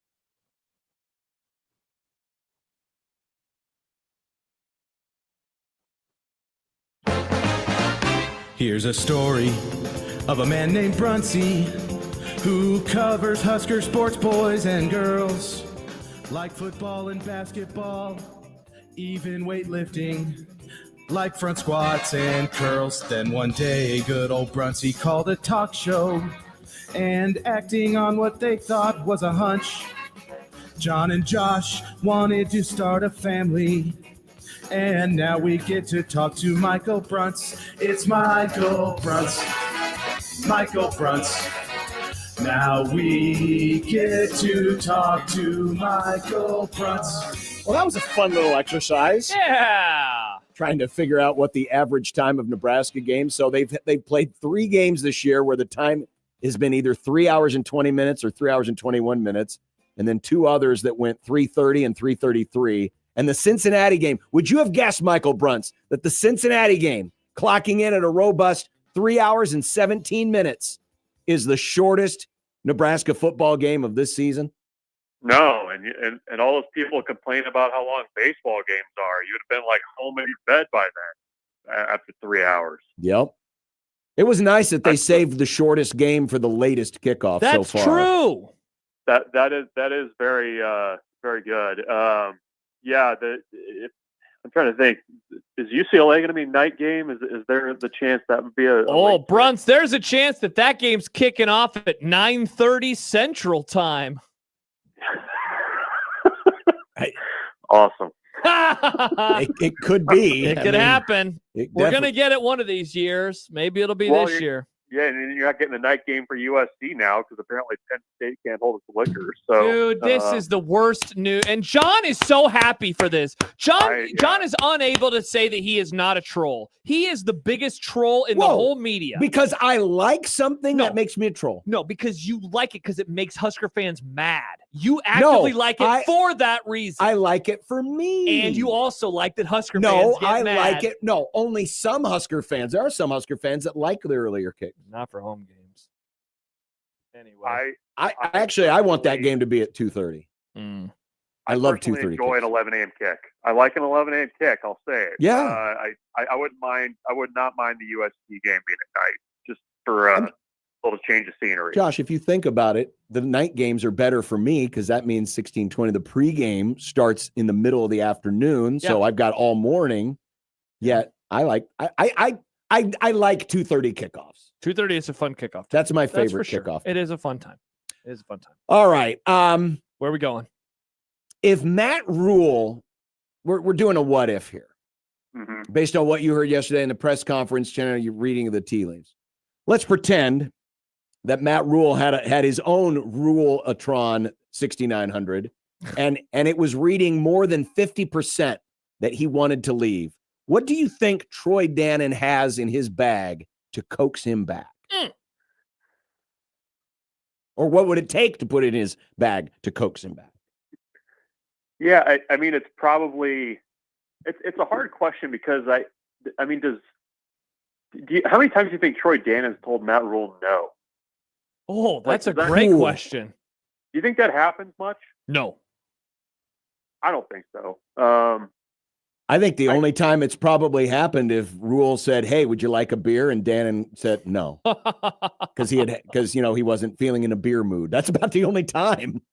Yeah, no, it's a tough question because I mean you can add more years on the contract. Money wise, I mean I'm sure you guys have discussed it, but the way that the contract is structured, the last 2 years he's due to make $12 million a year. On the contract, which I believe in present day dollars would be like third in college football for head coaching salaries. So, I mean, that probably doesn't move it much. I mean, I think it's, putting things in place that Matt Rule feels like, are needed to be competitive. I mean, the huge part of that is trying to get the NIL component dialed in to Matt Rule's liking. I mean, you go back and there's it's not just like a one-off that this come up. I mean, he mentioned it with the Marty Brown stuff. He's mentioned it in passing for, what it's going to cost to keep this current roster together. Even going back to just kind of throwing out there what the cost of a starting quarterback was way back in the day, many moons ago, before Dylan Raiola was part of the program. So, I think that's always kind of been on the front of his mind of like, look, this is where things are going. And Matt Rule's done a lot, I think, of the heavy lifting himself and getting out and going to fundraising events and things like that to kind of try to gin up some support. And I think that's a big one is just continuing to show that, whatever is needed at Nebraska to be competitive or kind of make that next jump into the, top 10 programs and kind of what they're doing. I think that's probably what the pitch would be. And I don't know. I don't know that it's so much different either than maybe what Troy Gannon would want, like I don't think that they're opposed in their viewpoints of what's needed and kind of where things are headed. I think they're, pretty close lockstep in that way. So I think it's those kinds of things that need to happen. And like I said, though, I mean, I don't know that I have not heard of them. I don't think Matt Rule hasn't mentioned in passing or anything like that in press conferences that it's ever been an issue of being told no at Nebraska. But, maybe things need to move a little bit faster would probably be the best way to put it. Brunts, in recent years, if a situation like this arose, it would immediately mean that the coach is going to get paid no matter where. It's going to be at his current stop, he'll get a big raise. At his new stop, he would get a new deal. I wonder, as you look at this, because we all took, or a lot of us took the words yesterday as a call to arms, if you will, from the donors and the NIL and that to it's time for Nebraska to become a $30 to $40 million roster. If we want to take what he said at its most literal level, that's what he is asking for. Would you, as like you're a powerful person with Nebraska, would you be more apt to do that? But if he like literally wanted the raise of a bidding war with his own salary, would you say no? I don't know if I'm making sense with my question, but I'm just like, we just saw Penn State fire a guy and they're going to have to pay him $50 million over X amount of years. I think that's stupid business. I don't think it's stupid business, though, to spend more on a roster if you're looking to win, if that makes sense. Yeah, no, I appreciate you saying that I'm a big person in Nebraska. Absolutely, you are, Bruns. But thank you. No, I mean, I was thinking about this today. I mean, could you even, like, if you're talking about money and contract dollars and things like that, I mean, obviously the context is a lot different with what Oklahoma State did with Mike Gundy, and kind of messing with his contract to free up more money to, fund a roster essentially. Could Nebraska do something like that with Matt Rule, where, yeah, you tack on more money to the contract, but are you able to somehow funnel that back? I guess it sounds like what I'm advocating for is money laundering in some ways, and maybe I am. But I don't know if that kind of gets into it, because I don't know. I don't think it's just like a contract bidding war, like for Matt Rule's contract. You know what I mean? Like I don't think that towards the top of, what kind of the list of wants is. Mm-hmm. Like I think it's more about, how it's the ease of having access to what you need to win. And right now it's those types of resources. I mean, right now at Nebraska, Matt Rule has this palatial facility. They're taking their chefs on road trips. Yep. I mean, that's what I kind of mean. I mean, I think it just really kind of the next big kind of hurdle is how do you get to that point of funding a roster to that level, and I think, and also kind of getting people comfortable with the idea that that's just the way it is now, among those bigger programs that you see playing in the playoff year after year. So I don't even know, if it comes down to it, if the contract length or how much you're spending really even matters. I think it's much more about the resources and everything else and making sure that looks okay. Brunts, the relationship that he has with Pat Kraft, like, I wonder if that is being overrated or underrated or properly rated in your eyes, as people use that as a reason for or against him going there. Yeah, I mean it's a big reason why that relationship and the fact that he's an alum. I mean those are probably the two biggest reasons why the conversation is being had, and why there's the last 48 hours have been taken up by this. Yeah. Is it more complicated to go back and work for a friend like that? I don't know. I mean, I think, we've got a pretty good example around here of sometimes going home is kind of difficult for various reasons. And no, I think, the relationship's important to him. I think, he's said multiple times, like, there's no secret about the relationship. I mean, he's been pretty upfront about how good of friends they are and how much he enjoyed working for him and all that. And I think that was kind of another reason why, if that job ever came open, you really had to be concerned about it because of their relationship. I don't know. I mean, are we undervaluing his relationship with Troy Dannon? I mean, obviously it's not as long, but I've gotten the sense that they get along fairly well. It's not like he's working for an athletic director that he can't stand.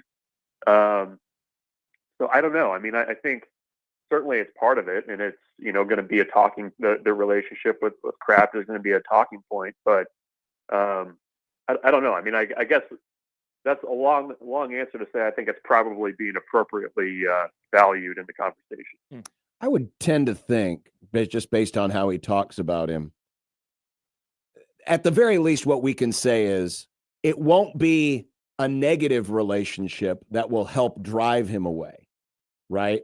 I think the pull of working with his friend, his longtime friend, is far, far greater, right? Mm-hmm. That's going to be the draw. It's not going to be, and the side benefit is I get to get away from this guy, because I don't think that's the case at all. I think he'd really trust Dannon. So, I mean, Brunts, we got a game this week, and it's on short rest, and it's coming up on Friday. And I've got to imagine, when I was listening yesterday to Matt Rule, and he said, yeah, this is not going to be a distraction. We're full speed ahead. We're thinking ahead. But come on, we're human. There's going to be some level of distraction, whether it manifests itself in this game or if the conversation gets louder as we get a little bit further down the road. Yeah. Well, I mean, it's kind of a tough spot, because the more success you have now, the louder that's going to get. Isn't that so weird?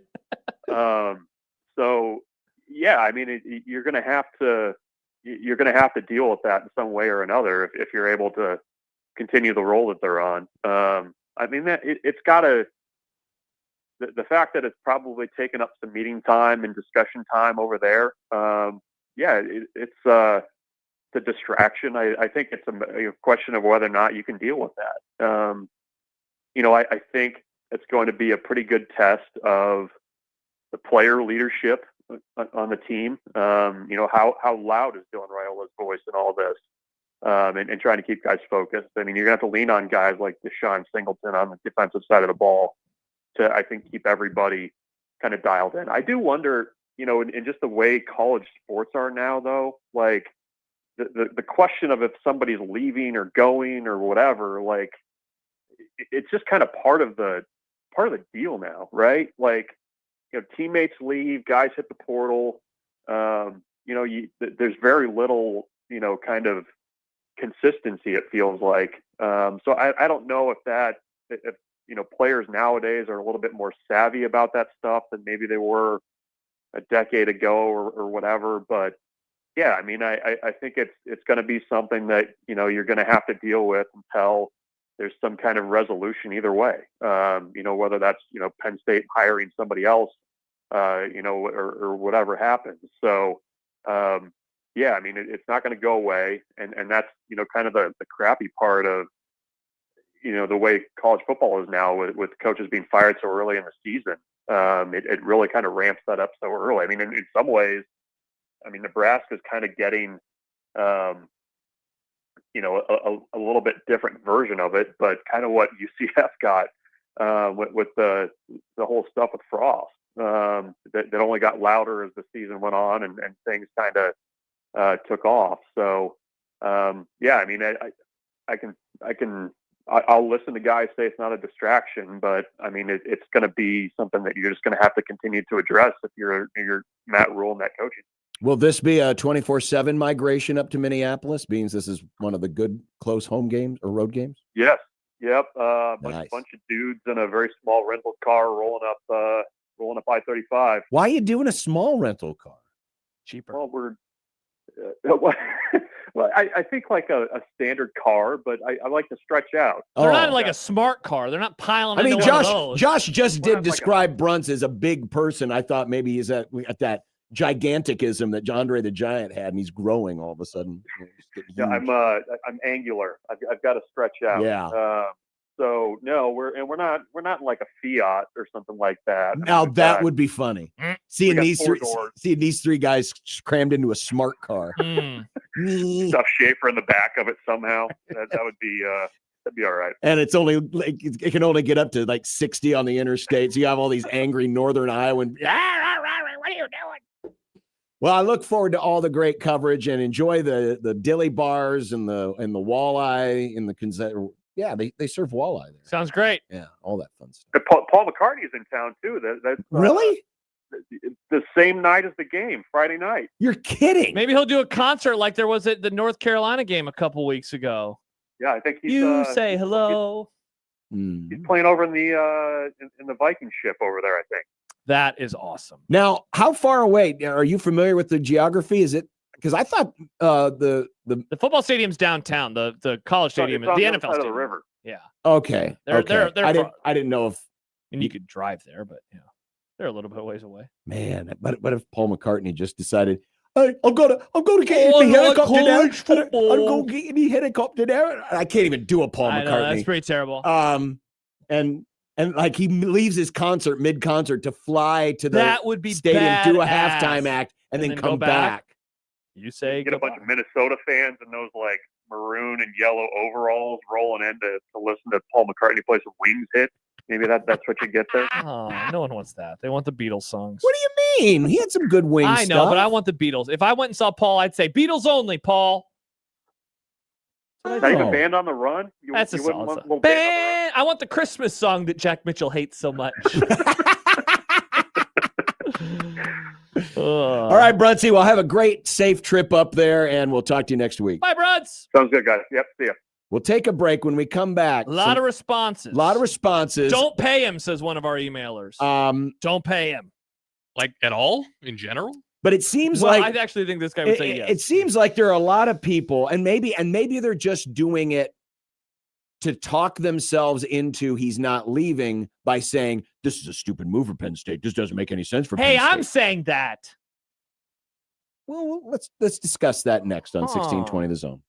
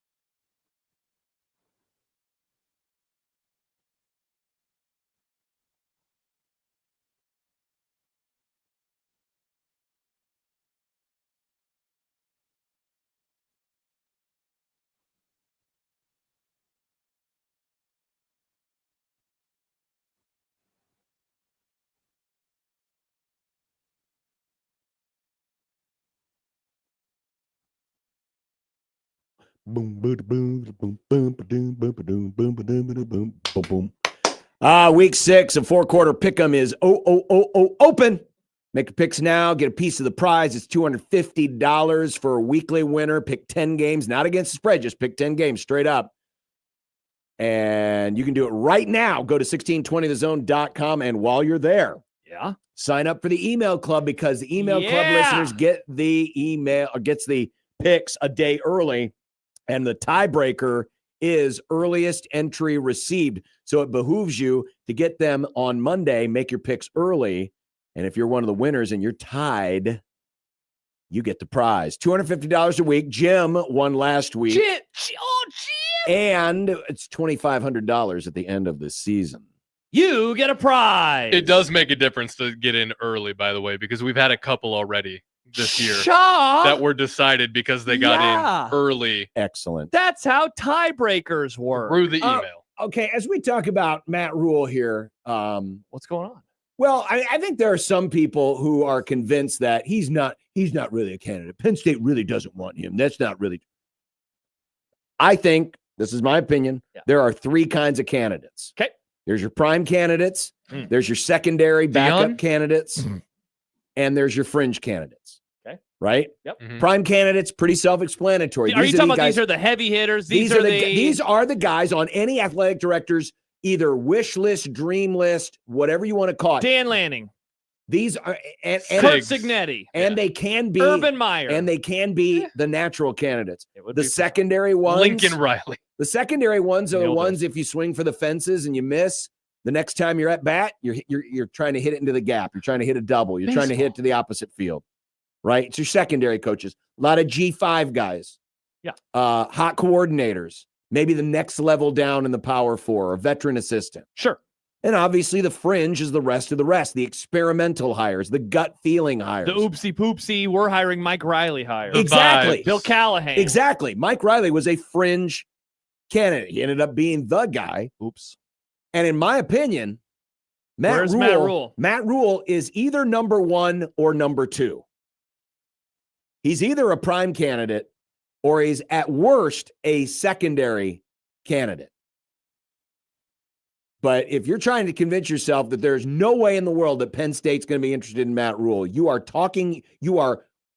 shooting yourself into a work. So you think, and I joked last segment, hey, you're describing me. Because I have been one of the people over the last week that has said, why would he be their main candidate? It wouldn't make sense to me because he has a worse record and performance in top 25 games, all those things, right? Mm-hmm. It's like on the Audible this week, which now this season has Ralph Rousseau. This is the podcast you always make fun of me for listening to. I make fun of you for all your podcasts. That's true. But anyway. Stuart Mandel, Ralph Rousseau, Bruce Feldman. This was the main crux of the first 15, 20 minutes of the conversation. So if you want to check that out, I would recommend it. And they essentially were having this exact debate. Okay. Because Feldman and Rousseau were like, do not underestimate the relationship that they have, they being Rule and Pat Kraft. Mm-hmm. Feldman especially, like, those guys are close.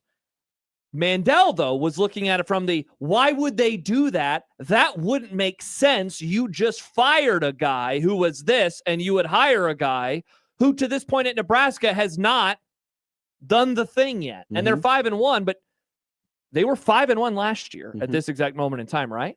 And so when I have done that, I have not, I don't want to say I don't care if he leaves because that sounds so crass, but like it won't bother me like it seemingly is going to bother a large portion of the fan base. Sure. So I haven't been viewing it that way. And yet I think you are right. I am now changing my tune.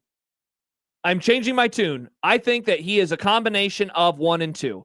I do not think we should underestimate the relationship between him and Pat Kraft. Maybe he is not the number 1 with a bullet, because number 1 with a bullet is often the person that you will get told no to. If I was putting together a list right now, my number 1 would probably be like Dan Lanning. Dan Lanning is the perfect combination of, I love all the things he does for a program. I love his game day coaching, and he's young, right? So he has all of the things that I would want. I don't think Dan Lanning is a actual possibility for anybody. I don't think anybody could hire Dan Lanning right now. I don't think Alabama could hire Dan Lanning. I don't think LSU could hire Dan Lanning. I don't think Notre Dame could hire Dan Lanning. So, and you don't have to agree or disagree with me there. Mm-hmm. But so if you agree with that, you got to try. You got to ask. What if he said yes? What if? He's not going to, but if he said yes, however long that list is, and it might not be that long. Maybe it's Dan Lanning and Curt Cignetti, and that's when the list ends.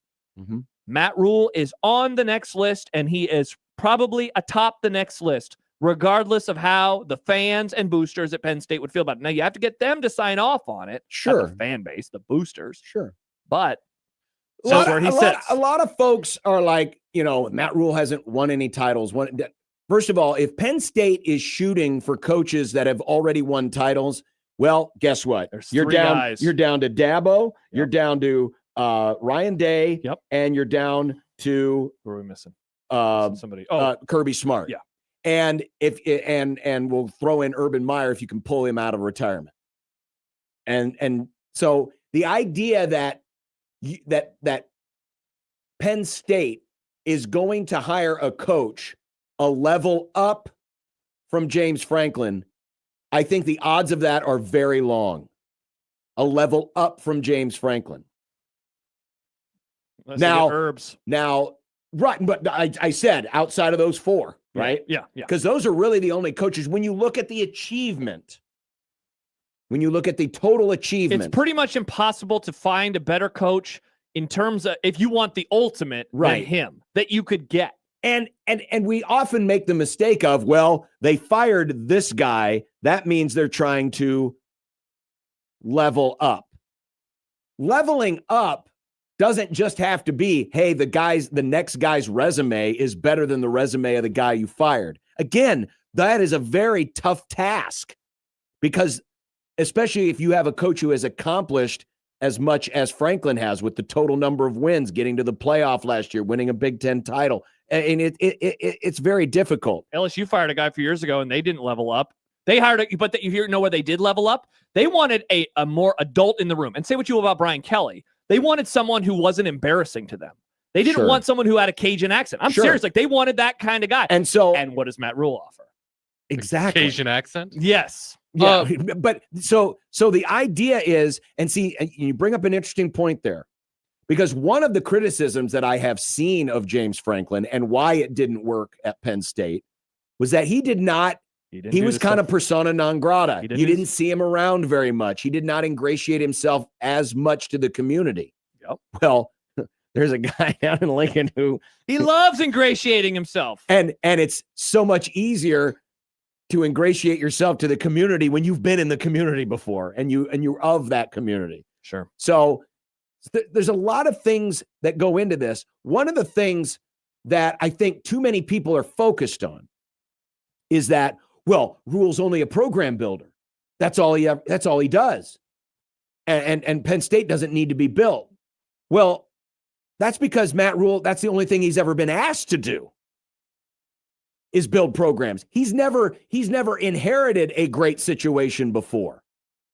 But does that mean that he can't inherit a great situation? Adam literally just texted in. He hasn't been anywhere long enough to legitimately win, and he has never gotten to start on second or even third base, let alone first. Correct. He's always starting at home plate. And so you can't look at it that way. Baseball. You can't look at it that way because most coaches, honestly, are guys who had to prove themselves by building a program. I mean, if you take the argument out to its logistical conclusion, that's like saying, well, Matt Rule can only build a program, so once he has Nebraska built, we got to get him out of here because he's never done anything with a successful program before. He's only built a program. So you can't look at it in that narrow box of, well, I mean, Tom Osborne inherited a successful program.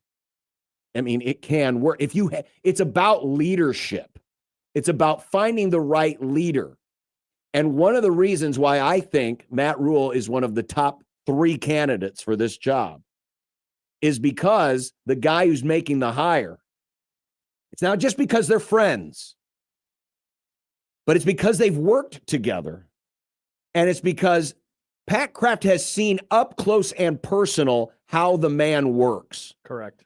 There won't have to be much of an interview process. He won't have to dive into Matt Rule's leadership brain for philosophy. He already knows it because he's seen it and he liked it. How do you think they became friends? Yeah, so in theory, he could say, look at what he did here. Now I can apply it to this job. Exactly. And I think he'd be able to break through. Sure, I'm not saying that he wouldn't have a sales job because people like Stuart Mandel and others and people closer to the situation than him at Penn State will say, yeah, but he hasn't won any games. Franklin, he didn't win any big games. And he hasn't won any big games. So, yeah, there will be a sales job that will have to happen. But I dare say, next to Matt Rule, the best salesman of Matt Rule, probably Pat Kraft. Probably. So ask your question. Trying. You I can't jump in. You paused too long. Ask the question. Okay. I know we're all hung up on the Matt Rule of it all. Makes sense. That's fair. He's the coach here. But I've also seen Matt Campbell as a candidate floating around, and I've seen Rule and Campbell, and it feels like it's kind of between those two. I think Campbell's in one of those in that secondary question. Absolutely, he is. Because again, he's got a pretty good resume, but he's unlike Rule. Pat Kraft doesn't know him very well, but it's certainly possible he could come in the interview process and blow it away. Fine. I think Campbell's a good coach, and he's done more at Iowa State than anybody else has. But he like ebbs and flows, so much that he doesn't have that like boom. Yeah. What a season! And I bring up Campbell only to, I'm not a total hater, try to ease the minds of some of the Husker fans that are like, oh, Matt Rule, they're going to take him. I don't think that's going to do that, Nick. You don't think so? No. They don't want. I'm kidding. Look at this other guy. I'm confused. What are you going for right now? Are you just trying to be weirdly nice? Yes. No, nobody wants to hear that. They want to hear what's actually going to happen. Well, this could actually happen. Maybe. Let's put trying it this. To ease minds, Josh. Let's put it this way. That's not what this is about. Matt Rule would have to say no before they go to Matt Campbell. Okay. Yeah, absolutely he would. And by the way, there was a comment earlier from Scott where he said the only reason that I am like, I don't care if he leaves is because I'm not a diehard Husker fan. It's not. It's just most people around here lately seemingly have been frustrated with him. It's like, I don't think that he is the end all be all. This is not Nick Saban potentially leaving your school. So like, just chill out. First of all, it's going to be fine regardless of what happens here. I mean, certainly, we've gone through enough bad times. I understand why people would be frustrated. I understand why people are worried. I understand why the Husker fan is worried because at least today, October the 14th, 2025, it looks like Nebraska for the first time in a while has a football coach that is competent, that is energetic, that likes it here, and is winning. For sure. He's doing all the things. He's checking a lot of boxes. For sure. He's doing all the things. A lot of boxes. Yeah. So I understand why you would be panicked. Now, I will say this too. I disagree entirely with what I'm about to read from Steve. But he says, oh my God, look, I get why Rule's name keeps coming up in this. It's to be expected to an extent. But let's be honest, it's coming up as much as it is because you guys keep bringing it up for the attention. By you guys, I mean the local sports media, not just you two specifically. Geez. This is in large part clickbait. Like, I don't know what more to say. What are we supposed to do? Ignore it? Yeah, it is so real that this could be happening. So, like, I think if you are like, stop talking about this, you're making it a bigger deal than it is. No, we are not. No, we are not. This is like the same crap that we heard. And it's also only like 36 hours. Yeah, like, yes, we will. It will not be the dominant conversation for the next 8 weeks. Like, I promise you, we will move. Okay, maybe not that. It will not be the thing we discuss every segment for the next 8 weeks. We will discuss games. I can't wait to talk more about the Minnesota game, honestly. We'll do that. But if you're just like, no, don't talk about this. You sound like the people who did the same thing about Scott Frost hiring in 2017. And we know where that eventually went. Mm-hmm. Like, this is something from what I am hearing from people I trust. It's time to start paying attention. It's time to start paying attention. And I know most people were. And so I'm getting on my soapbox a little bit, but I've heard that a couple of times the last couple of days. Just don't talk about it. That is, first of all, no, we would not be doing a service to our listeners. First of all, Matt Rule is not going to stay or leave based on the conversations that and other shows or other media members in this market are having. Yeah. He is not that shallow. Come on. He is not that shallow. You think this guy who is so detailed oriented and is anal about things and is doing all this extracurricular stuff, do you think he really gives a flip what we're saying about it or that we're bringing this up? If you do, then you don't understand your head coach. Yeah. You don't understand your head coach. And this is part of the gig, folks. It's just that Nebraska has not been a part of this kind of a conversation. He said as much yesterday. In a very long time. Yeah. You got to go back to when Bo was potentially flirting with Tennessee and Penn State. And again, they have not lost a coach on their own accord since they didn't retire since the 50s. So it's never happened in the actual modern era or anywhere near it. Exactly. Yeah. Exactly. So, no, this isn't about drama. But to ignore the 8,000-pound red elephant, or is it blue elephant, in the room, come on. It's ridiculous. Stop it. I guess I can only say this. If you're that worried about it, if you're hearing too many cracks of thunder and seeing too much lightning, get under the huddle blanket with your dog. Just don't. I don't and want to don't say engage in it. I don't want to say don't listen because I want you to listen, but that's the way to do it because this is the topic now. But I can promise you this. Yes, will we have fun with it? Of course. That's what this show has always been about. But when we have these types of conversations, I'm not going to troll you. Josh is not going to troll you. Nick will. Sometimes. Nick might, but, Josh will put him in his place. But we're going to have a logical, as intelligent as we can be conversation about it with our read on the situation. Correct. And I'll add this too. I hate being wrong. So I'm not going to say anything that would be wrong just for the sake of making people angry or riling people up or making people happy. I'm going to go off what I'm hearing the entire time. That will take me in the direction that I go my entire time. Yeah. So Jason says the most annoying part of this story is that it's not going to go away for 7 weeks and there's nothing we can do about it, especially while it finally feels like it's going well and I just want to talk football. And that's, I think, a very fair opinion to have. Ryan emailed us at the end of Bruns's interview. Listening to the interview with Bruns, do you guys think if Rule is a legit candidate for Penn State, he would interview for the job during the road trip in November? If I recall, Frost interviewed for the Nebraska job when Nebraska was playing Penn State and UCF was playing Temple. I don't think there may not be a formal interview. Well, and see, if it's Rule. Yeah, if you want to talk about a huge difference, of course, Frost didn't know Moose didn't know Frost. Rule knows the athletic director, Pat Kraft. So, in theory, they don't have to do that. I think all eyes are going to be on them to a degree that they probably wouldn't even want to do Frost, that. Yeah, the Frost Moose thing was more about Frost wanting to know who he's working for. Correct. It was more Frost's interview than it was Moose interview. Yeah. That said, for this, Pat Kraft does not need to interview Matt Rule. I would say this. They probably won't even talk on the field at State College because the optics of that would be so, but maybe I'm wrong. The week of... Oh my gosh, it's going to be nuts. The week of November the 22nd. Incredible. Is going... If even if nothing has changed, that's what I would say. If nothing has changed, it's going to be even louder. Well, but yeah, even if things go radio silent, forget about because there's going to be a lot of folks, there will be a lot of people speculating from Happy Valley, from the national media on what they're hearing, who they're hearing about. So this is going to ebb and flow.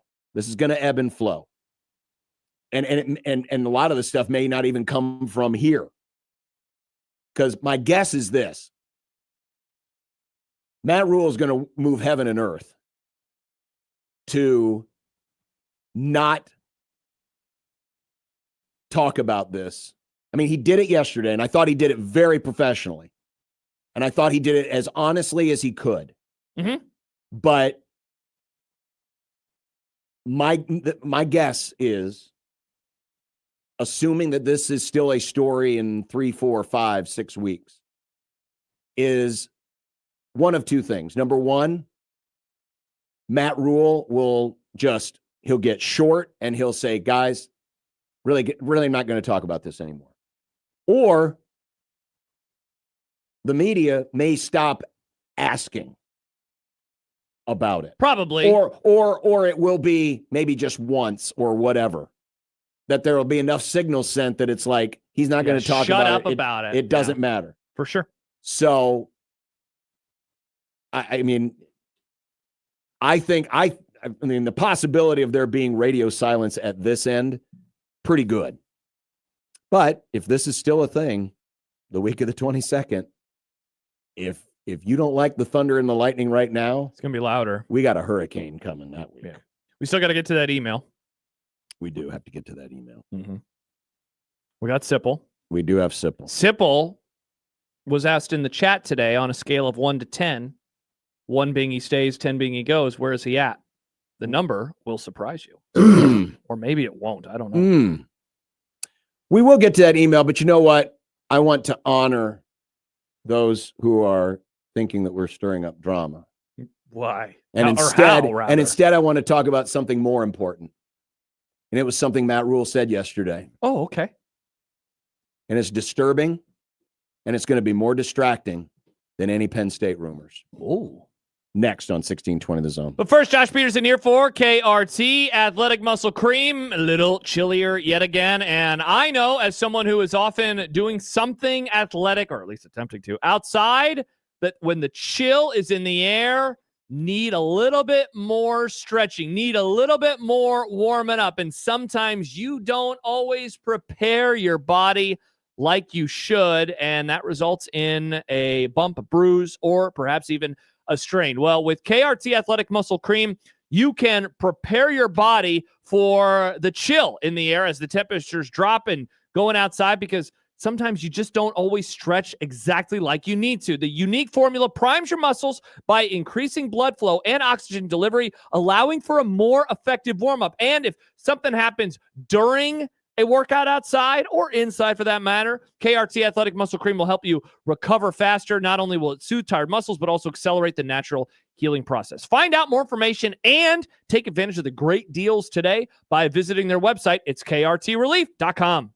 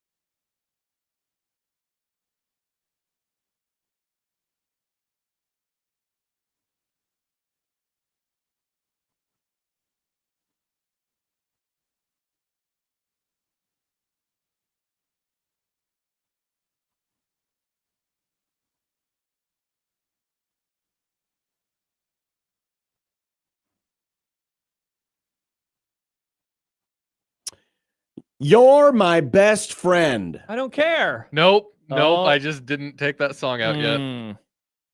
You're my best friend too, John. I love you. Adam Sandler coming back to town Tuesday, October 21st, CHI Health Center. Listen all week to the Happer Show. And we'll have tickets to give away, too, before the end of the week. We will? That's what it says right here. Nick's new game, the Matt Campbell game. Oh.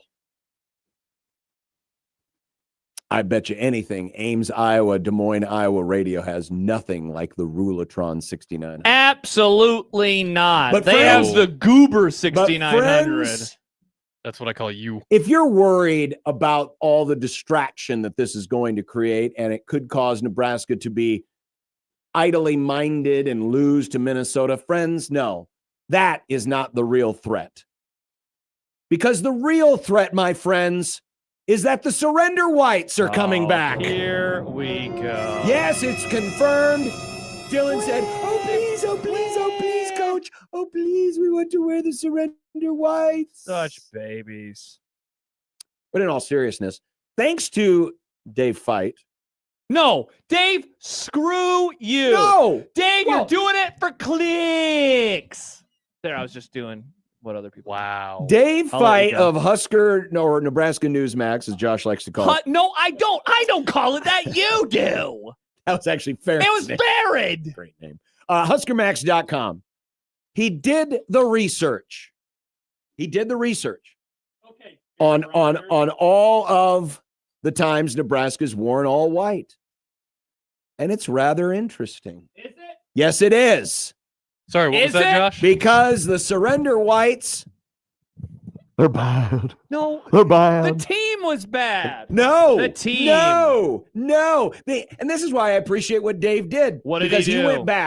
He went back and looked at the entire record, right? Sure. He went back and looked at the entire record. Wait, of the Nebraska Now, football and the history of the program? Let me just give you a little bit of history for those of you not familiar. History. The reason why these jerseys became affectionately or unaffectionately known It's the pants, not the jersey. as the Surrender Whites is because of the early 90s. wore them against Iowa State and they lost. Matt well, Campbell? they wore them against Washington and lost. They wore them in the Citrus Bowl, lost. And yes, they did. And I do think it was that Iowa State game that pushed it over the top. That Because was that like is the the worst Tom only- Osborne loss That is ever. the only loss Tom Osborne ever had to a losing team.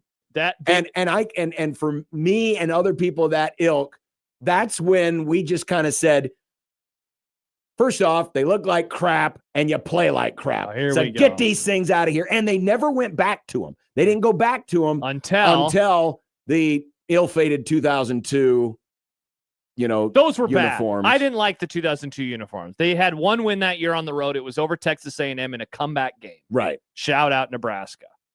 So that's really where the genesis of this all comes from. Yes, because my first year of watching them is 1997. I had never seen them wear the all-white uniforms until 2002. My uncle, who is of Fremont, you freaks, he was one of you people. And I do mean you people. They are the Surrender Whites. They look bad and they Dave, play bad. I'm talking about you too, even though we're not on camera right now. It's you people. Dave, you are an honorary member of Fremont because he was telling my dad, oh no, the All Whites, we're going to lose. And then, yes, they got boat raced by Penn State. They got boat raced by Iowa State. But that team sucked. If the 2001 team would have worn them, they would have been fine. But they didn't wear them because they knew they would play badly in them. They brought them out at the wrong time. They should have given them to the 95 team. They would have kicked ass. Yeah, but and then everyone would have said these are the greatest uniforms in the history of mankind. What's that saying? Look good, feel good, play good. Exactly. And the all-white uniforms Look like trash. You're an idiot. I expect this from him. Again, Fremont. I don't like white uniforms. This is such a weird take. But anyway, they're clean. They look so good. Oh. No, they don't look good. They look awkward. They do look awkward. They look awkward. If Nebraska had a third color, and no, black is not one of their colors. I mean, on all seriousness, if they had a third color, it would look better. Black. Their color is cream. It's not white. Why are they all cream uniforms? I'm talking about like for example, I'll use my team as an example. The Rams are blue and yellow. And they have those now. They're bone. They're bone uniforms. They're not pure white, but the bone uniforms. Banks To gets me, a it bone looks better sometimes. if you have that second color. Hey, Daddy's so home. it just lick, lick, lick. offsets it. They look too much. Well, I don't want to say what they look like, but it is too much white. Like the thing It's you too put in the much box. white. Are you saying they look like the KKK? I was going to say they look like they're angels ascending into heaven. John, that's a good thing. Like, Texas no, it's wears- not. It means they're dead. So wait, when you watch a Texas road game, you're like, the Klan. Well, I don't say that. But you think it? It is No, Texas. I don't say that. Interesting. No, I in all seriousness, I've never liked them because to me, they just look awkward and But weird. as you've talked about, what do you say about all one uniform? You think it looks like? Well, like my mom said, they look like pajamas. Which again, I They always do. find weird because baseball uniforms literally Josh, look like pajamas. it's a different sport. but It's a those look like. different- But I'm saying it's pants. It's a and different shirt. sport. And maybe if Nebraska had a solid color helmet, it would help offset See, that, it a yeah, little bit. and obviously I like them because I think Texas is. I mean, if I think Nebraska, their road unis are I would like sweet. to see this look if they had a red helmet with white ends. I'd be curious to interesting. see. I'd be curious to see what it looked Ty like. writes, I'm not sure I've heard Josh's compelling reason for liking all white other than to argue against John. Because I like them. My answer is I don't think that they are bad, but I also I think they don't look view ugly. them as a curse. But I think the Dallas Cowboy blue I mean, jerseys are The cool. players They- must hate them too if they're playing so badly. I mean, they are 4 Wrong. and 10 in these jerseys, according to Dave's research.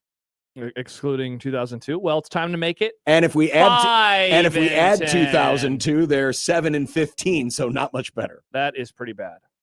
Well, Interestingly enough, they are 6 and 15 in any monotone uniform, all red, all black, all white. Wow. couple things for you. So Penn State, you know what they wear on the road?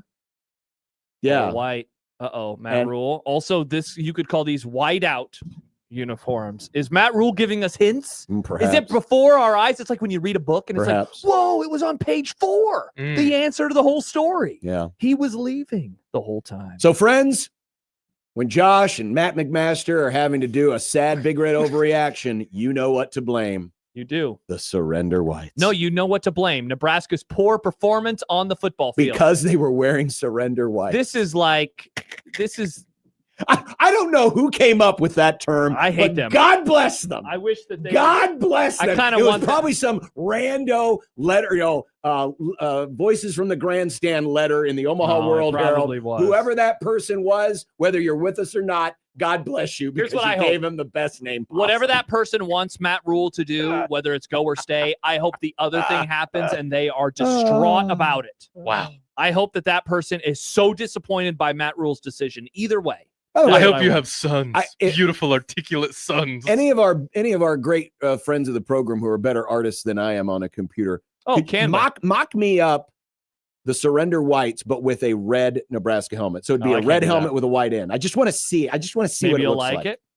Brian says Nebraska's poor performance because Rule is busy packing his bags. Yeah, dude, if they lose on Friday, ooh, that's a good one. What will be the reason people blame it for more? It will be Matt Rule. His brain was elsewhere. He's already wanted to go to state Nope. college. I'm going to blame it on the surrender Are you whites. gonna hop in? Are you gonna call us? Hello? No, I won't be calling you because I'll be watching the game on delay. Hopefully. Oh, that's right. Hopefully not spoiled. Corey writes, such an old man take. The all whites are very clean. Clean. It's like I don't clean know. coal, John. Clean Dave, are you coal. being serious? What did Dave That say? Sister Mary Halaz originally coined the surrender whites? No way. If I hope you're kidding, or maybe you're not kidding. I don't know. Joe in Vegas, bad take as usual. The all whites are absolute trash. Wow.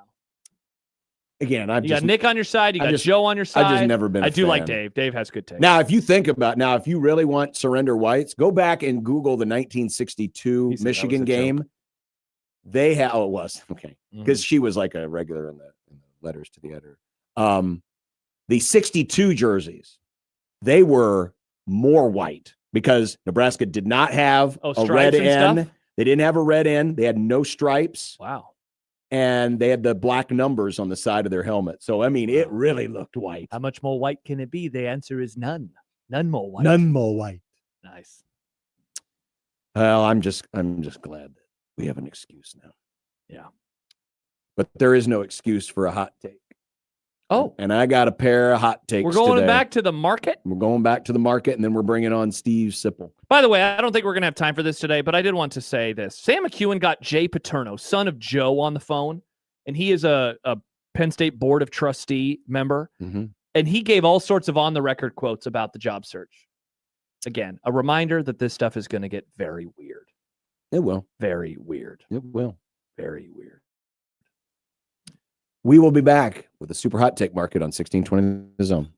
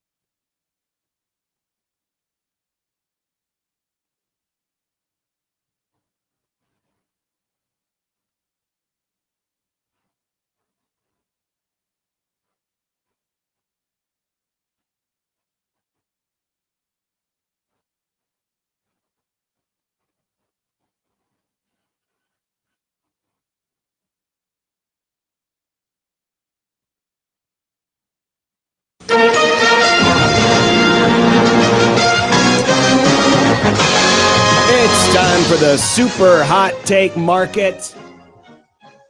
We'll get this out of the way right now. Another painful one-score loss is coming. For whom? Nebraska. What? What are you talking about? Well, the idea... Oh, here we go. Now, the way that this team is playing right now, it's kind of like the Dodger bullpen. They kind of flirt with disaster. And the notion, I think some people, it's kind of like our current political climate. It's either all one or all the other. Here we go. Before this year, it was, oh, Nebraska can never win. They can never win. And then they've turned the corner. It's now they can't lose these games. In reality, it doesn't work that way. Now, does anybody really believe that they are never going to lose these games again? They lost to Michigan by 3 points. No, but okay, let me narrow the super hot take a little bit. Okay. I believe that there will be this year another game that will threaten the top 10 of the Groin Kit Chronicles. Whoa. Now that's a hot take. Meaning it's a game that they shouldn't have lost but did lose, a game that they lost in painful fashion, a game where they blew a lead. I'm going to put this on the list. Because if you're wrong, we'll know by the time we look over the list at the end of the year. I say threaten the top 10. Oh, now you look at this stupid caveat.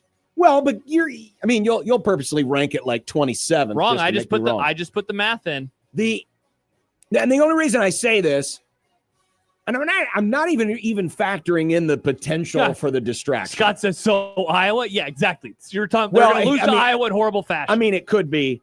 But when you look at how this team is playing, are they a better team than last year? Yes, absolutely they are. But there are still elements. And when I look at the teams remaining on the schedule, it's more a conversation about just where Nebraska is in its current development as a program and where its strengths and weaknesses lie and where the strengths and weaknesses lie of its opponents and just the nature of college football in 2025. We had the numbers yesterday, how everything's more scrunched according to the analytics. And I think that plus the way Nebraska is kind of playing these games, flirting with disaster at times, is going to lend itself to where maybe instead of the second and third quarters being the bad quarters, they're the good ones, but then maybe Nebraska gets a little too comfortable in the fourth quarter. It doesn't come together.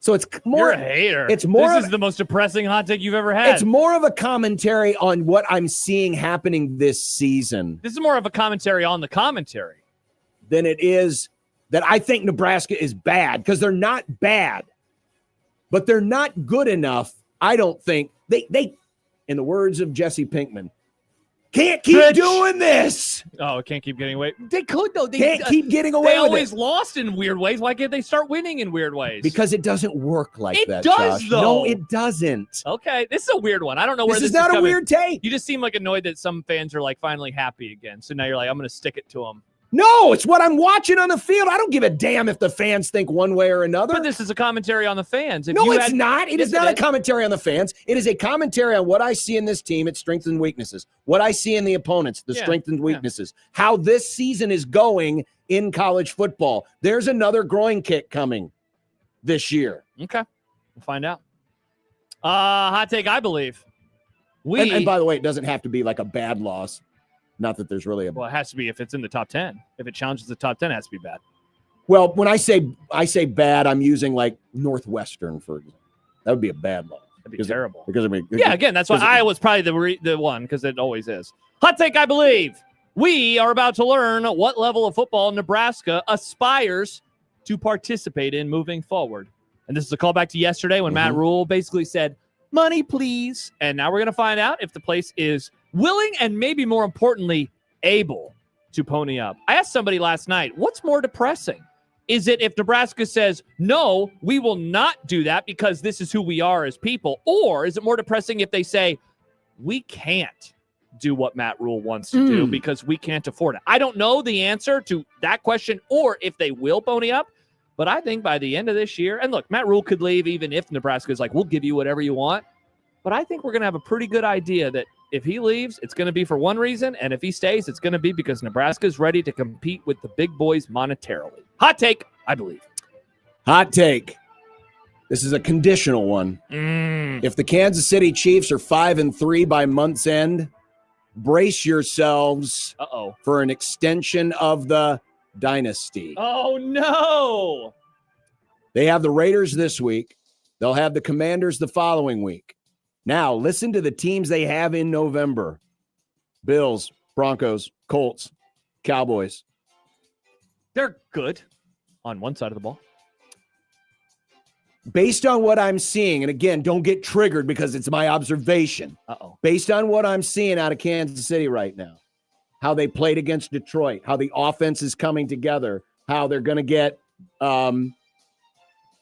felon driver back, Rashee Rice. Felon driver. Well, it's like garden hoser, felon driver. Felon driver. And the defense has always been salty or not salty enough. They win these next 2 games, and they're going into November 5-3. There's going to be a ton of momentum. And pretty soon the Bills' sphincters are going to get and the Broncos' sphincters are going to get and the Colts are going to remember, hey, we're the Colts. We have Daniel We're Jones. like the 2017 Rams. We're not like the 2021 Rams. And then, of course, the Cowboys. I think these next 2 games are going to tell us if the Chiefs have truly turned the corner. And if they have, here come the freight train. Woo, woo. John, it's amazing that our brains think alike. Hot take I could be talked into. Forget about talking yourself into a shiny new toy. The Chiefs are the team to beat again in the AFC. How about this stat? They won 30-17 over the Lions on Sunday. The Chiefs have now scored at least 28 points in each of their last 3 games. They only did that 4 times last year. They only did that 3 times in 2023. Those are both regular season stats. Their offense is finding itself. They're getting, as you called him, felon driver back. And I'm like, look, I keep forgetting felon driver, garden hoser. They have like a lot of issues. Like, this is not a perfect team. Their defense is taking a step back, but they saw Patrick Mahomes. I could very much talk myself into them. And also, nobody is good. I tried with Mike Schaefer to do a top 5 this morning. John, it's impossible. It's hard. There's arguments for and against everybody. Even Sure. the team that I think is number 1 right now, the Bucks. They've won every game by like 3 points. Except for the Frisco game. Yeah, the only team, the team who has all the best wins is the Eagles. They look like garbage right now. It's an impossible league to predict, and that could work certainly to their favor. Yikes. Before we go to SIP, Andy's got problems. Oh! Andy saw me buying that magazine at the hot take market and said, "Sir, you can't buy that magazine." Andy, what's on your mind? Well, John, first of all, I'm getting tired of your negativity. My negativity. Nice. Yeah, now hang on. Just No, go ahead. No, go ahead. Nick, I'm turn the music tired off. of your negativity, and if you jinx the Huskers of what you think was going to happen, I'm flying up to Nebraska. I'm going to kidnap you, and I'm going to take you down to Florida and throw you into the Everglades. That's quite the thing you're going to do there, Andy. And then, John, how come you never talk about your horrible Rams? They're horrible. Oh, you mean the 4-2 first place Los Angeles Rams, as flawed as we've been? Tied for first, but they don't know We're the tiebreaker. in first place, Andy. Yeah. You want me to talk more about the Rams than spew my negativity? Yeah, talk about that because I'm getting tired of your negativity on the Huskers. And I don't think Matt Rule's going anywhere. I really don't. Okay. I mean, for the record, Andy, if I had to make a pick right now, I think Matt Rule's staying too. I think so as well. How's that for negativity? Anyway. How's that for Let negativity? you guys know, I live down in Naples, Florida, and I listen to you guys every day. Thank you, Andy. We appreciate you, man. Thank you, Andy. Tell your friends in Nebraska to listen to us too. Yep. Thank you, Andy. Everybody should do that. Forward the 1620 The Zone YouTube link to all your friends. This kind of reminds me Like and subscribe.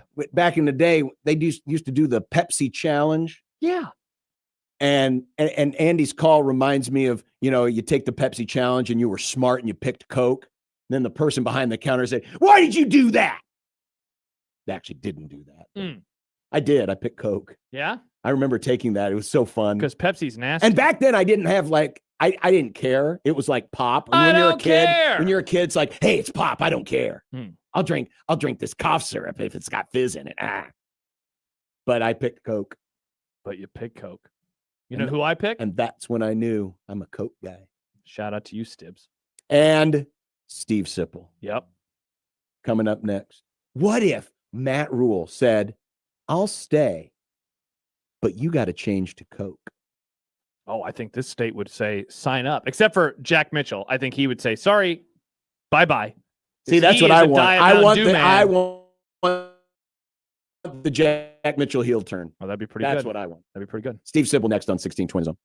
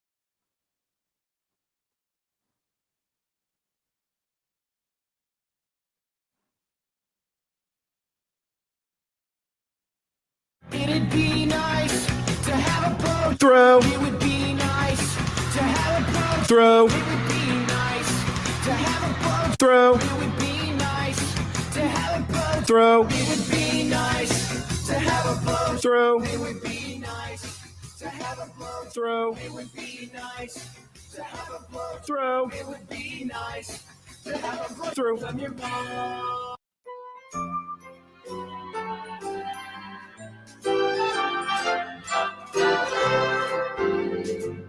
Sipple the snowflake is one old triggered soul with reading glasses sitting on his nose and takes that really blow.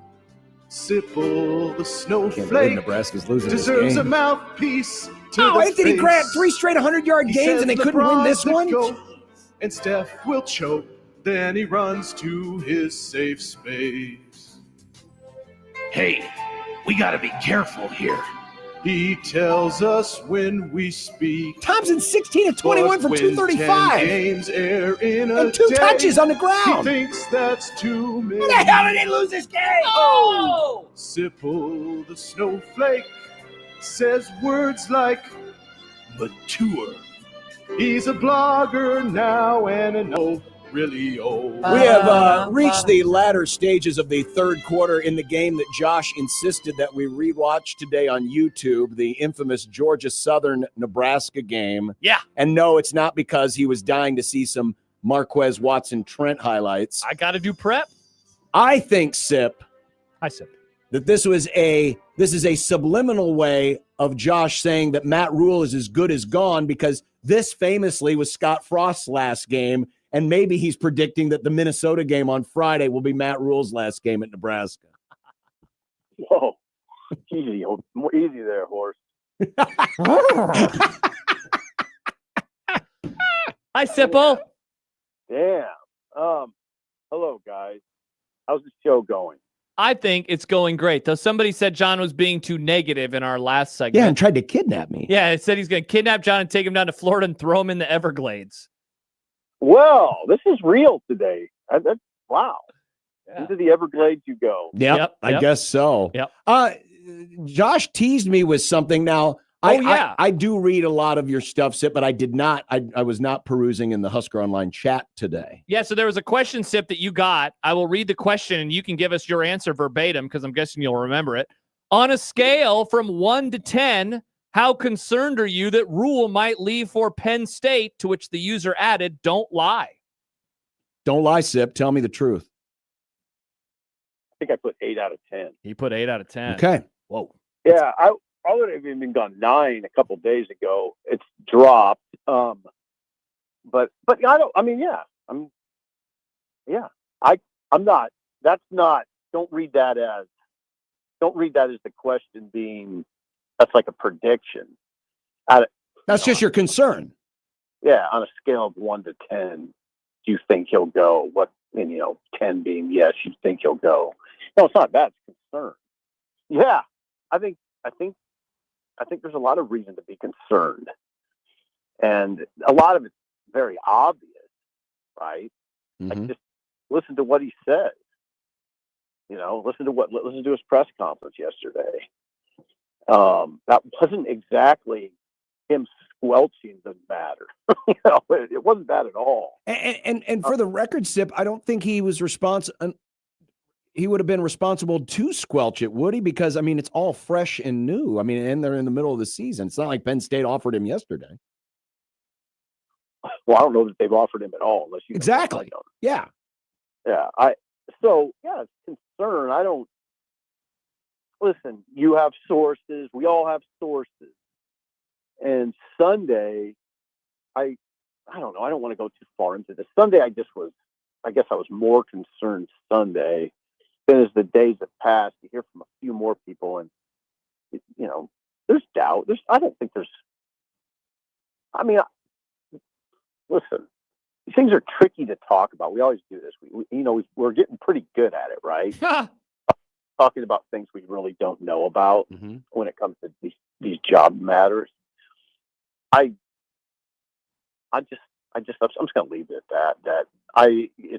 That's my level of concern. So I have concern for the program, concern for the fan base. I think Rule is doing a good job. I think it's just my opinion, and it's not a slam dunk in any way, but I think he has them on a good trajectory. And then why the concern? Because blowing it up, the whole thing up and starting from scratch, it might turn out to be better, but you're still blowing it up and starting from scratch, and with no guarantee. So I don't think that's what you want right now at all. Sip, let me ask you this question, and I don't think I've heard anybody ask it. How proactive should Troy Dannon be like today? What should he be doing right now? Well, here's the thing about that. My first response, that's a good question, Josh, and I'll go what popped in my mind first. If he has to do something rash today, it means he hasn't been doing his job all along. Yeah, that's a good point. Yeah, you have to make sure your coach is in a good spot all the time, not just when someone comes after him. If indeed Penn State's coming after him. So that hopefully doesn't have to do much at all. You see what I'm saying? Yep. Mm-hmm. And I don't think he does. Dannon has given Matt what he needs. He's given him the tools, we'll say, for that program to succeed. And it's not like Matt Rule is underpaid. I mean, it's not. He's being paid handsomely. So no, I don't think there's anything. Dannon had to get up on Monday morning and say, I better do this, this, and this. You would think all that sort of stuff is done all the time. Though on that point, I think Matt Rule helped arm him being Troy Dannon, with some ammunition on the subject of NIL, because Rule yesterday made it pretty clear. At least to me, it sounded like there was a bit of a challenge out there. Hey, we want to be like these top 11 teams, or 10 or 11 teams who, are with the 30 and $40 million rosters. And, we've been on the cutting edge in a lot of things at this place. I'd like to see us be it right here. Maybe spending money when times are tough isn't the Nebraska way. Well, maybe we need to make it more like the Nebraska way. I'm kind of paraphrasing what he said, but no, that's good. But do you think that now Dannon's not doing anything differently, but do you think now he's got some more stuff and maybe he's been working the phones a little bit, saying, this is what we need if we're going to keep our coach. We need a little more help on the NIL front. That's very possible. Again, it's very complicated, though. Yeah. Because Nebraska has just not a ton of billionaires around here, right? So there's a limited number of people that are germane to that discussion. He can get on the phone. I'm not shooting you down on that. It's very possible that's going on right now. Again, though, it does strike me as something that should be going on anyway. Right. But maybe it makes the sales pitch a little easier. Yeah, it could. For sure. Add a little urgency to this discussion. But again, tough discussion.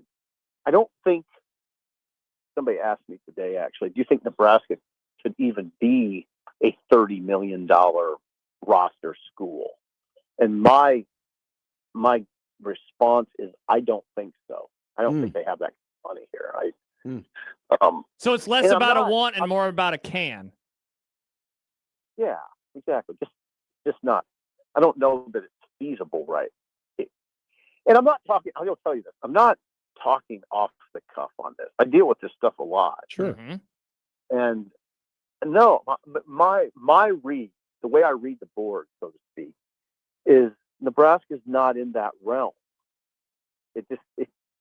I don't think it can be. It would have to add some people that aren't presently available to do it. There's been some that have materialized, but even then, I don't think they can get there. That's my read on it.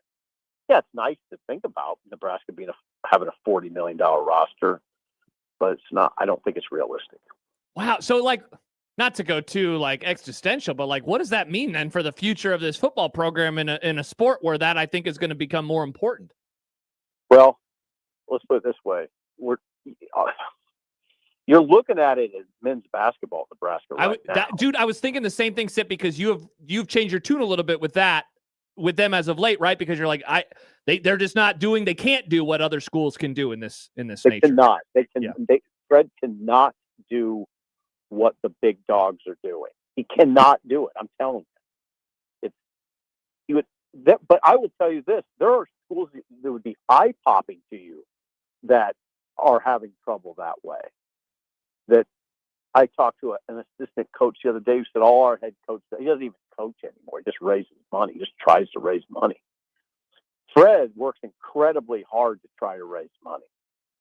But that's what you got to do for now. I mean, I think the structure is going to change again, but no, I mean, yeah, it's a situation. But here's the thing: think about it now. Okay, it matters, but it's not like you can't win at a high level without being Oregon. Indiana just went to Oregon and beat Oregon on its home field with a roster that is not $40 million. But it's Sip. I have someone there who I trust who says it's close to 30. Who said it's $28 million. I don't know that, so I trust this person quite a bit. That's incredible to me. Mm-hmm. But they also have like Mark Cuban is an alum, so they have. Oh yeah, that's true. That's true. Yeah. So yeah, the P's can only do so much, and there's some others, but I don't want to say a few because there's more than a few. But no, I don't think Nebraska could do that. Now Matt Rule could jump on the phone right now and say, once again, Sipple, you're wrong. But I don't. That's my read. So let's just do the what if here. If Nebraska really can't do more, could that be enough to convince Rule, or do you think that he's just using it as a call to arms, and the ultimate thing that would drive Rule away isn't going to be Nebraska's willingness to spend? It's going to be more about Mama's calling. More about what? Mama's calling, like Bear Bryant said. Yeah. Thomas. Yeah. I think it's more about that. I mean, what I keep hearing is dream job. You hear that enough times, you start thinking, okay, I get it. Was it a leverage play? No, I don't think it was an out and out leverage play. But if he can help the program, whether he's running it or somebody else is running it, I think he thinks magnanimously. So yeah, I mean, it was maybe a bit of a leverage play. Sip, I don't know. Not an out. I didn't read it like some people did as an out and out leverage play. I mean, I think he has genuine affection for his alma mater and for Pat Kraft. So there's that too. On the field, Sip, Nebraska has a wild one on Saturday. The part that sucks about all this is like such a fun game has been kind of lost to history, like some other weird games over the years that, a fired coach happened the following day. And so you just never really get a chance to talk about it. Yeah. Like, I wonder, as you think about that game and then moving forward into Friday's game against Minnesota and beyond, like what is a takeaway that you have that, like, I guess, do you take more positives from that game yet again? Or are you like, as John said in a previous segment, like, I don't know if they can keep getting away with kind of living on the wild side like they have at times over the last 2 weeks? I know. It was interesting to me to hear Rule say, like, we're on a roll. I haven't looked at like they're on a roll. That's a weird roll, baby. That's a roll with a ball that's got a square edge to it, and sometimes it just hits that little weird spot, and it's like a football bounce, right? Yeah, they're winning. And they are. You guys talk about it. Everybody talks about it ad nauseum. They're winning the close ones down. That's good. That's progress. We're seeing progress. Sure. I mean, definitely. Winning close games is tangible progress. How did I come away from that game? Should fans be encouraged? I think so, because they do. Here's why. Because there are playmakers now. The reason they're getting over the top is because they have playmakers. And I think on this show many times, that's what I always say, right? I've always said that to you guys. You need the Amir Abdullahs, Randy Gregory's, and you can go back into the 90s and name a zillion guys. But you need those guys that make, like, think about it, like Tommy Armstrong pitching to Amir Abdullah in the big house, and Abdullah getting into the corner of the end zone. Amir getting somehow stretching for that extra yard to get the first down that led to the Hail Mary against Northwestern. That doesn't see that win doesn't happen without Amir, right? Right. And Amir was great callback. Amir's still playing in the NFL. That was 2014 or whatever, that 2013, whatever that was, and he's still in the NFL. That's the type of guys you need. And Nebraska now has more of that. So they have Dylan making that pass to Heinrich. I regard Heinrich as a playmaker. He's a very great. He's a great athlete. And then the one-handed catch by Dane Key. We identified him as a critical transfer portal player that can do things like that. And Isaiah Hunter is critically important, and we see him making big plays now. They didn't have guys like that before. There's been many years where they haven't really had that. Now Emmett Johnson's materialized that way. McCullough and Winery are pretty good. That's going in the right direction on defense. That's the kind of guys you need on the edge. We always talk about impact position. Well, those guys they're pretty good at impact position. And they're only and I think Winery's going to get really good. So and those guys impacted that game, all the guys I mentioned. So that's what it is to me. That's where I'm encouraged. And just the resolve. I am encouraged by this team's resolve. They don't go away.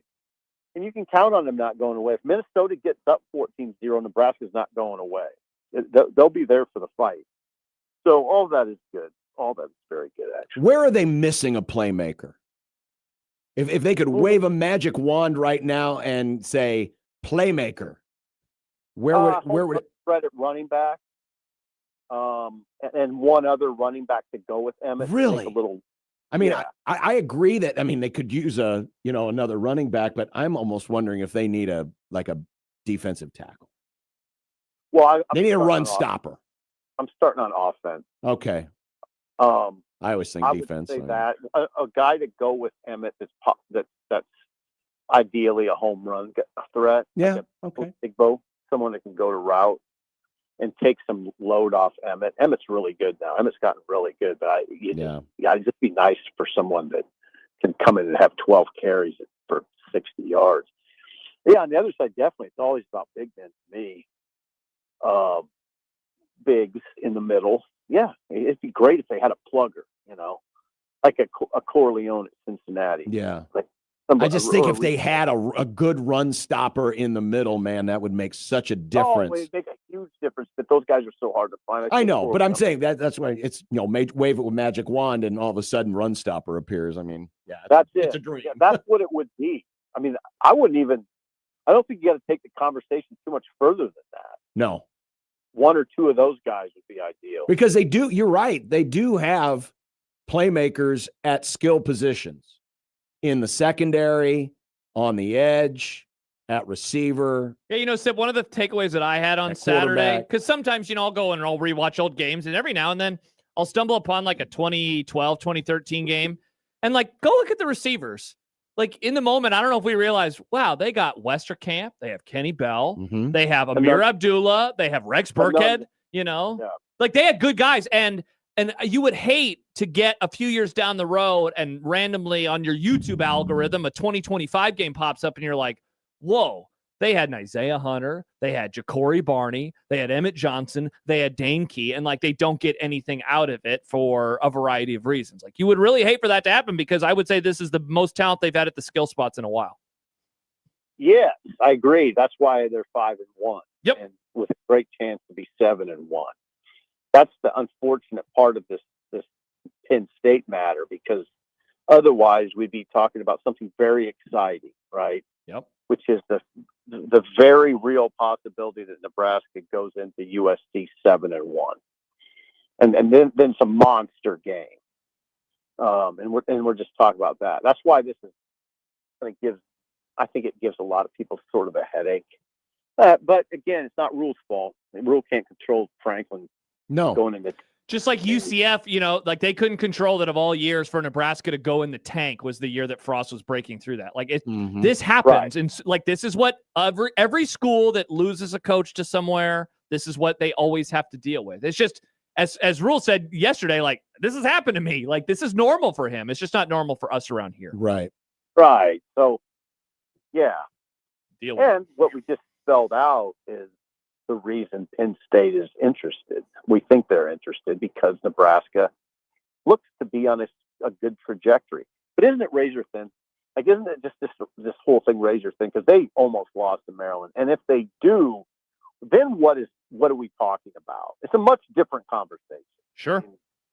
It's such a razor thin mark. Well, then you have people saying, "Yeah, Rule, you should go to Penn State. Just get out of here. I don't want you out. I hate you. You lost to Maryland." Yeah, we wouldn't be talking about. I mean, it would be hard for me to get on your show and say I like the trajectory of the pro. I would still feel that way, but man, people would not want to hear it from Simple. They would not want to, So hey, let me Rule does. Rule understands how it works. Let me ask you this last question. Like, I don't want to call Minnesota the final boss that they need to defeat, right? Ooh, they're like the Rock, the final boss. There are many things that the program still needs to do to get back to whatever level you're expecting the program. But how far would a win on Friday go for you in terms of this being a different Nebraska? Because it's short week. It's a team that's owned them over the last decade. It's a team that beat Matt Rule in his first game. Like, does that mean anything extra for you? Or given that Minnesota's kind of meh this year, is that just like old ghosts that we're kind of talking about more than the 2025 Gophers? Oh, I think that's a great way to put it. I think you're just talking about old ghosts. It's another step, though, because, anytime you go on the road in the Big Ten at night, on a Friday night, it's not easy. I don't think this game's going to be easy. I don't think it'd be easy for most teams in the Big Ten. So no, it's another step, but no, I don't look at it as, okay, they have arrived now. They have beat Minnesota. No, I don't look at it that way. But I do look at it, if they're able to win, as another step and a discernible step. So that's what you're looking for if you're a Nebraska fan. Steve Sipple, HuskerOnline.com. Thank you, Sip. Thank you, guys. Really good stuff. Take care. Yeah, thank Great you. chat. Oh, you know what? You know what? I think Rulatron 6900. They heard a fellow old, and he's got a take. This is the second update today from Rulatron 6900, and whoa, that's 487%. Jeez. Sipple's 8 out of 10 must have really convinced the Rulatron 6900 that he gone.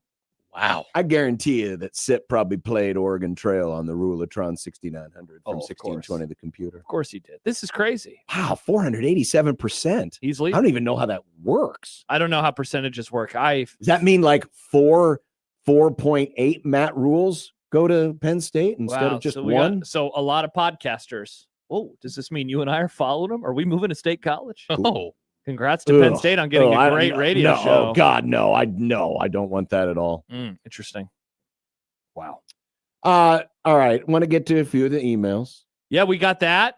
There was other stuff that we were going to get to that we never got to. The nerd numbers. We never got to K Ford's negativity. Oh, that's right. We got to get to K Ford. We have too many things. Well, we'll see what we can squeeze in here in this happy hour. It's Unsportsmanlike Conduct on 1620 The Zone. Hey everyone, Josh Peterson here for KRT Athletic Muscle Cream. Visit the website today and check out the great deals that they are offering. Free shipping on orders over $15. Not to mention, you can claim 10% off of your order today, and incredibly awesome product. It has helped me out so much over the last few months, and one of the things that I like most about it is that I can use it before, I can use it after. KRT Athletic Muscle Cream helps loosen tight muscles and joints, making sure that you are ready to perform at your peak from the start. So I always, of course, talk about running, but whether before a run, maybe you're going to the gym, engaging in some sort of a high-intensity training session, KRT Athletic Muscle Cream is going to provide the support that your muscles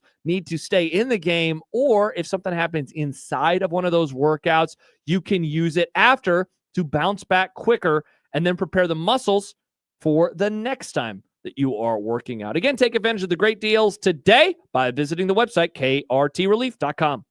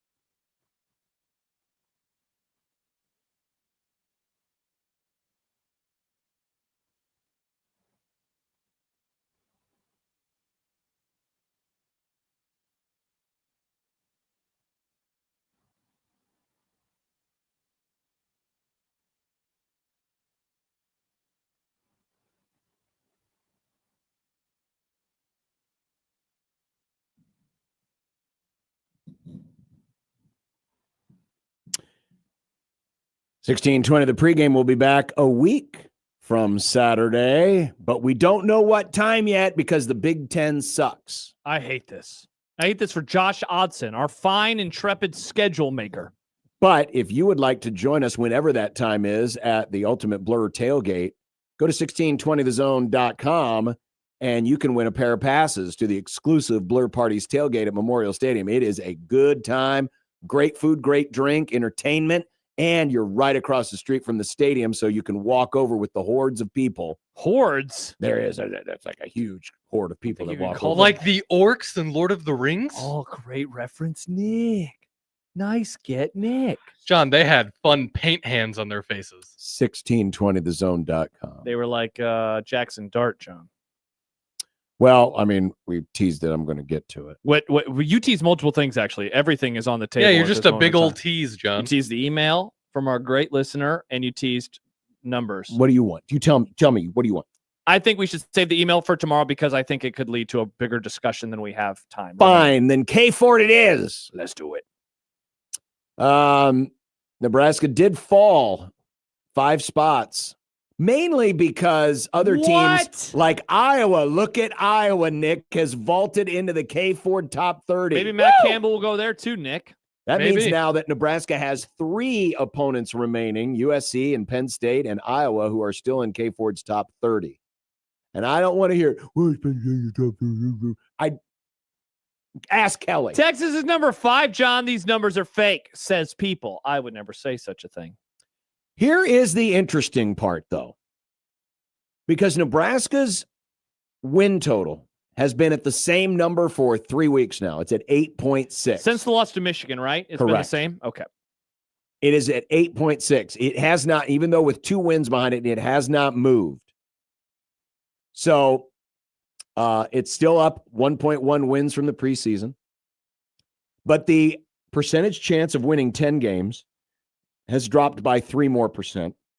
It's now 20%. And the chance of winning 9 games is down to 53%, which is also down 3%. And why, you ask? Because they didn't play very well against Maryland. Well, also because other teams are playing better. Take a look at the remaining games on the schedule and how much this is the most movement negatively that we have seen in any of these since we've been keeping track of K Ford. Now, I will say this. I'm surprised that Minnesota dropped because Minnesota did not play that well, in my opinion, against Purdue. They did win, but it took a late score for them to take the lead. And so that surprises me. Other ones, though, Northwestern just beat Penn State. Not surprised that one dropped by 6 points. USC not only beat Michigan, they smoked Michigan. Yeah, they dominated. So that didn't surprise me. And that dropped by 7 and points. And UCLA now has won 2 games in a row. And it's put up big numbers. The second one especially, they looked very, very good, at least on offense. And that game is dropped by 9%. The only game that went up was Penn State. Yeah. But take a look at Iowa.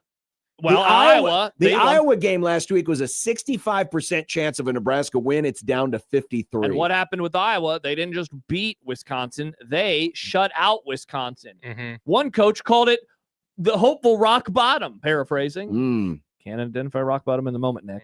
That's what John Bishop taught me back in 2018. So that's why there hasn't been much of a change upward.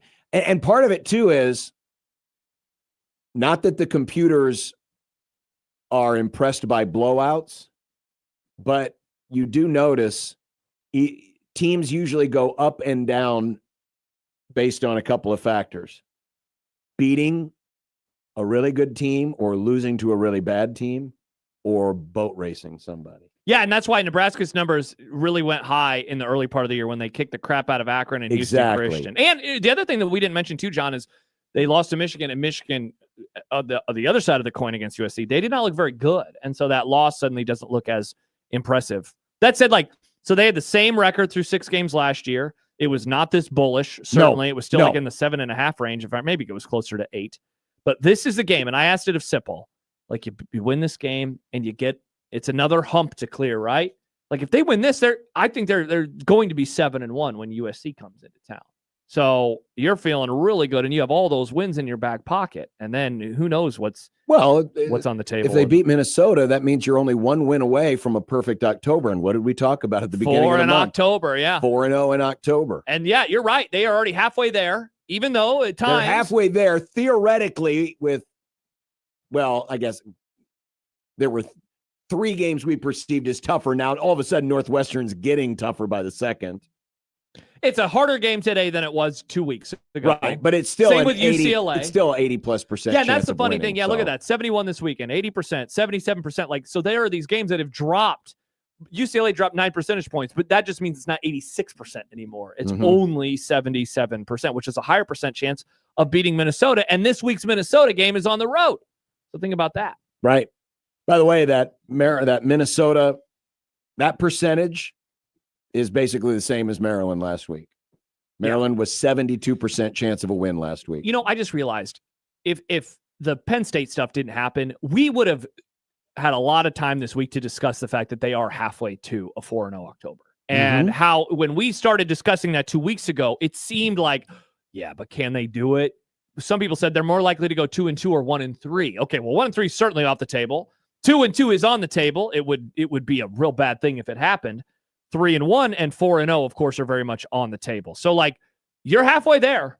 Now it's time to finish the job over the course of the next 2 games. They needed to do this, in my opinion, to show that growth in year 3. They're halfway there. The projected Big Ten standings, take a look at the 2 teams at the top. Ohio State and Indiana. Ohio State has a 62% chance of clean sweeping the Big Ten, and Indiana now has a 53% chance of clean sweeping the Big Ten, a greater than 50-50 chance. Yeah, Indiana, their quote-unquote tough game remaining is Penn State. And they're not as tough anymore. Ohio State has Penn State and Michigan, but they're so much more loaded talent-wise that's why their number is even higher, even though they have the same team, and the Michigan game's on the road. Nebraska's 7th in terms of projected wins at 5.6. This is Big Ten only, right behind Washington. Dude, you talked about it a few weeks ago when Indiana played Illinois, you know, the battle of mid. And obviously Indiana has become not that. No. Nebraska right now is projecting to be near the top of the middle.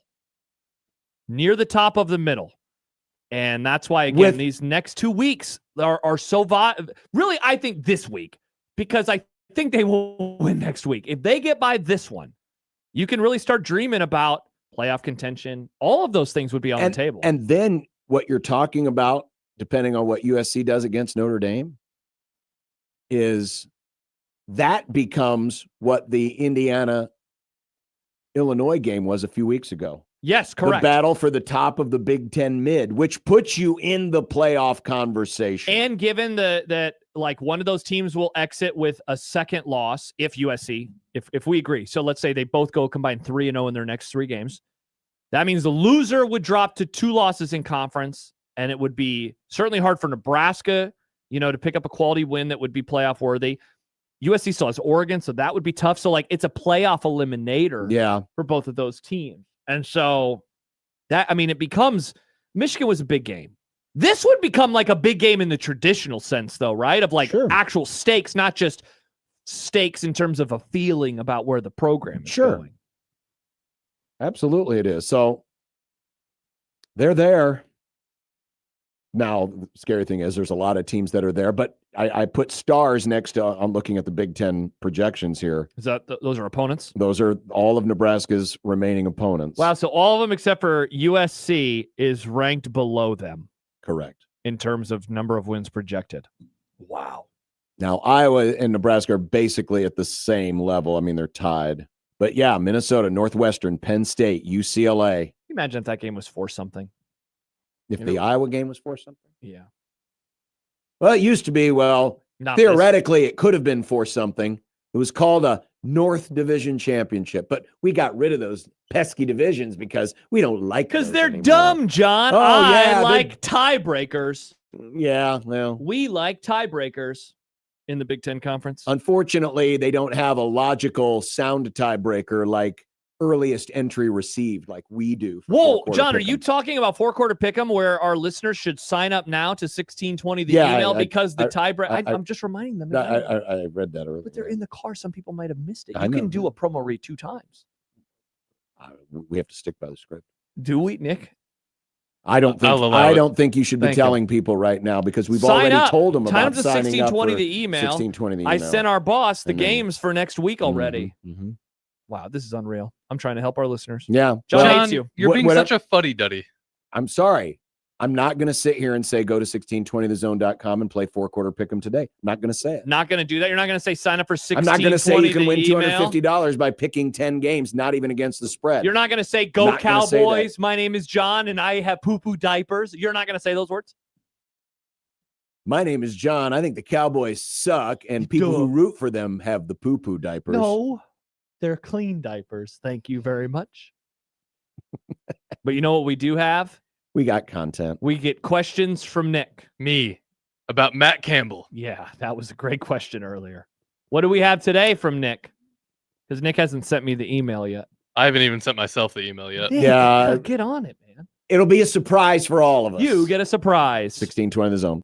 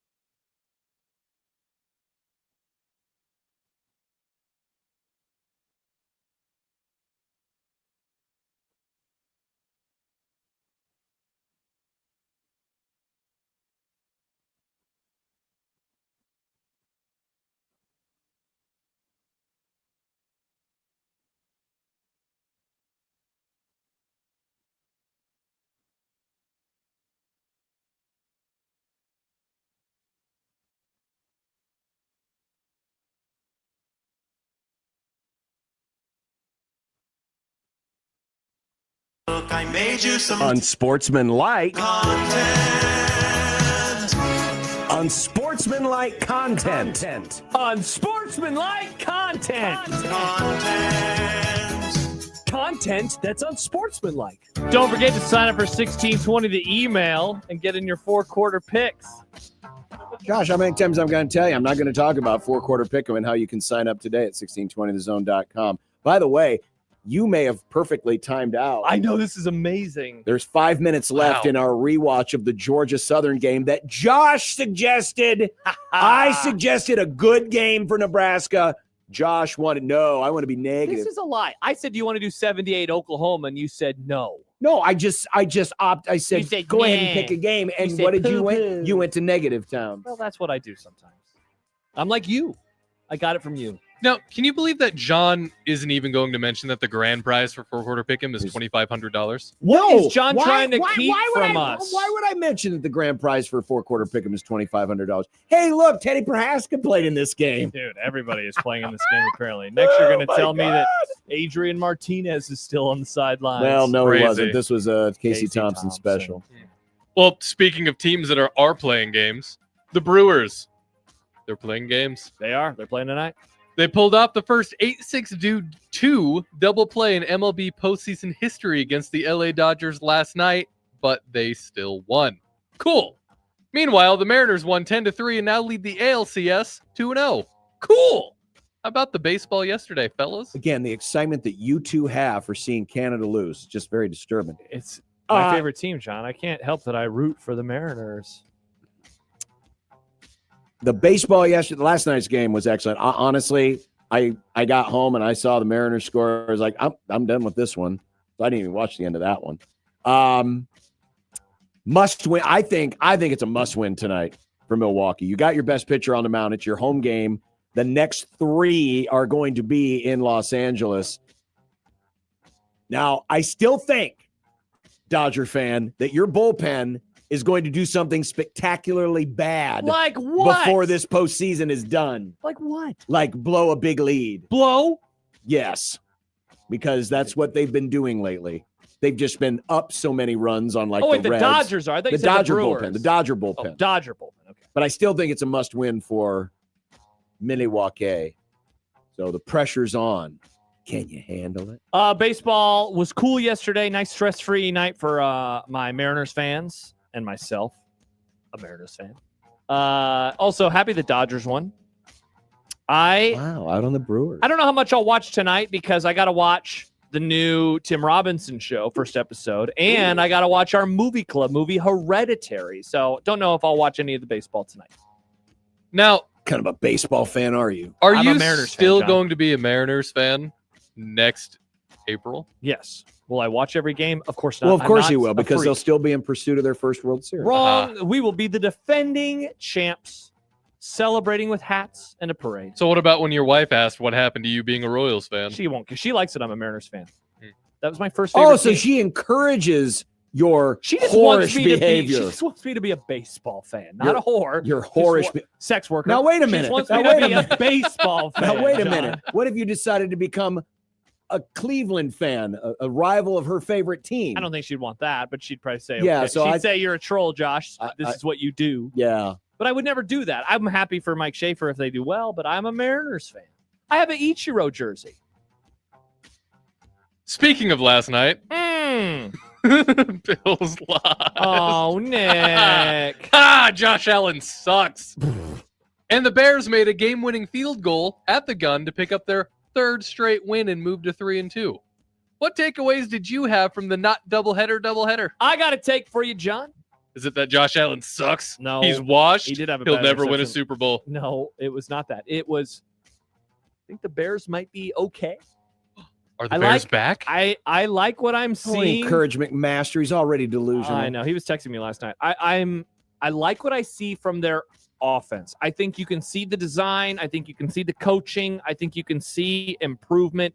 Caleb Williams still makes dumb mistakes sometimes, but I do like what I see at times from the Bears. I can't believe they settled for that field goal. Well, they almost settled for like a 50-yarder, and then they gained yards, and I still wanted them to try to get in the end zone because the turf was bad and their kicker sucks. But congrats to the Bears.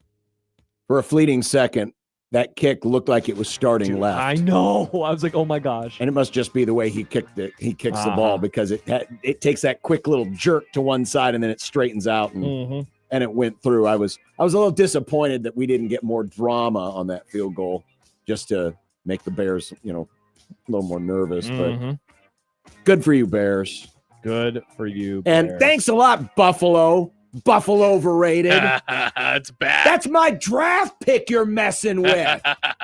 That's my draft pick. They'll be fine. No, that's my problem. They'll be fine. I don't want them to be fine. I want them to suck You so want that them we to be pick high. good. I want the Bills. Falcons to lose. More like the frills. That doesn't make any sense. Because, there's instead of no frills, there's a lot of frills in Buffalo. As we've discussed previously, Emmett Johnson has put together a good 2025 and is now it a good on 2025 pace. or is it a good 20? Well, you tell me, John, because he's on pace for around 1,500 yards from scrimmage. Is that good or good to you? Make your pick. How many rushing and receiving yards will the junior running back finish with? I don't know. You're such a hater. I don't know. I don't know. I haven't thought about it. Now, you're thinking about it now, so give an answer. He's gonna have a tax form, 1099. He's gonna have a tax That form. would be a bummer. He's going to finish with 1,406 all-purpose yards. Cool. 1,406. Thank you, Nick. That's like the dumping Sean said John's body in the 1099. Everglades version of specific. Sean said 1099. Well, that's just because our prop was at 1,100 yards. So, and I picked the Nice. under. Oh, you so I'm gonna go jerk. 1099. You jerk. The total on Commanders Cowboys this Sunday is currently around 55. If it closes there, it will be the highest total of the NFL season thus far. But is it high enough? No, absolutely not. It's inside, so the weather won't be a factor. Dallas's offense has scored. Yeah, but they'll be blinded by the light. Oh crap, we are reaching sunset season. But no, they'll definitely hit it. Cowboys scored 27 last week. The week before they hit, what did they hit? 37. The week before that they hit 40. And the Commanders get to play the Cowboys defense, so it doesn't even matter what they have done lately. They will be awesome this week. I would take the over. Yeah, the over sounds pretty good. Nice. But then again, maybe the blinding light will cause great calamity for the offenses for a quarter and a half. President Donald J. Trump on Tuesday threatened to relocate World Cup matches. Set to be played next year in Boston.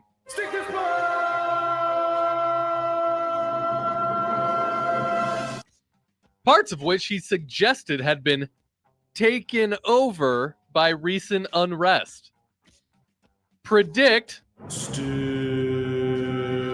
if oh my gosh, Boston we're doing it all will over again. will lose the World Cup. Not to be critical of you, Nick, but we have like a second section of him saying stick to sports where it like peaks even harder for times where we do the stick to sports twice in a question. Okay. I missed this.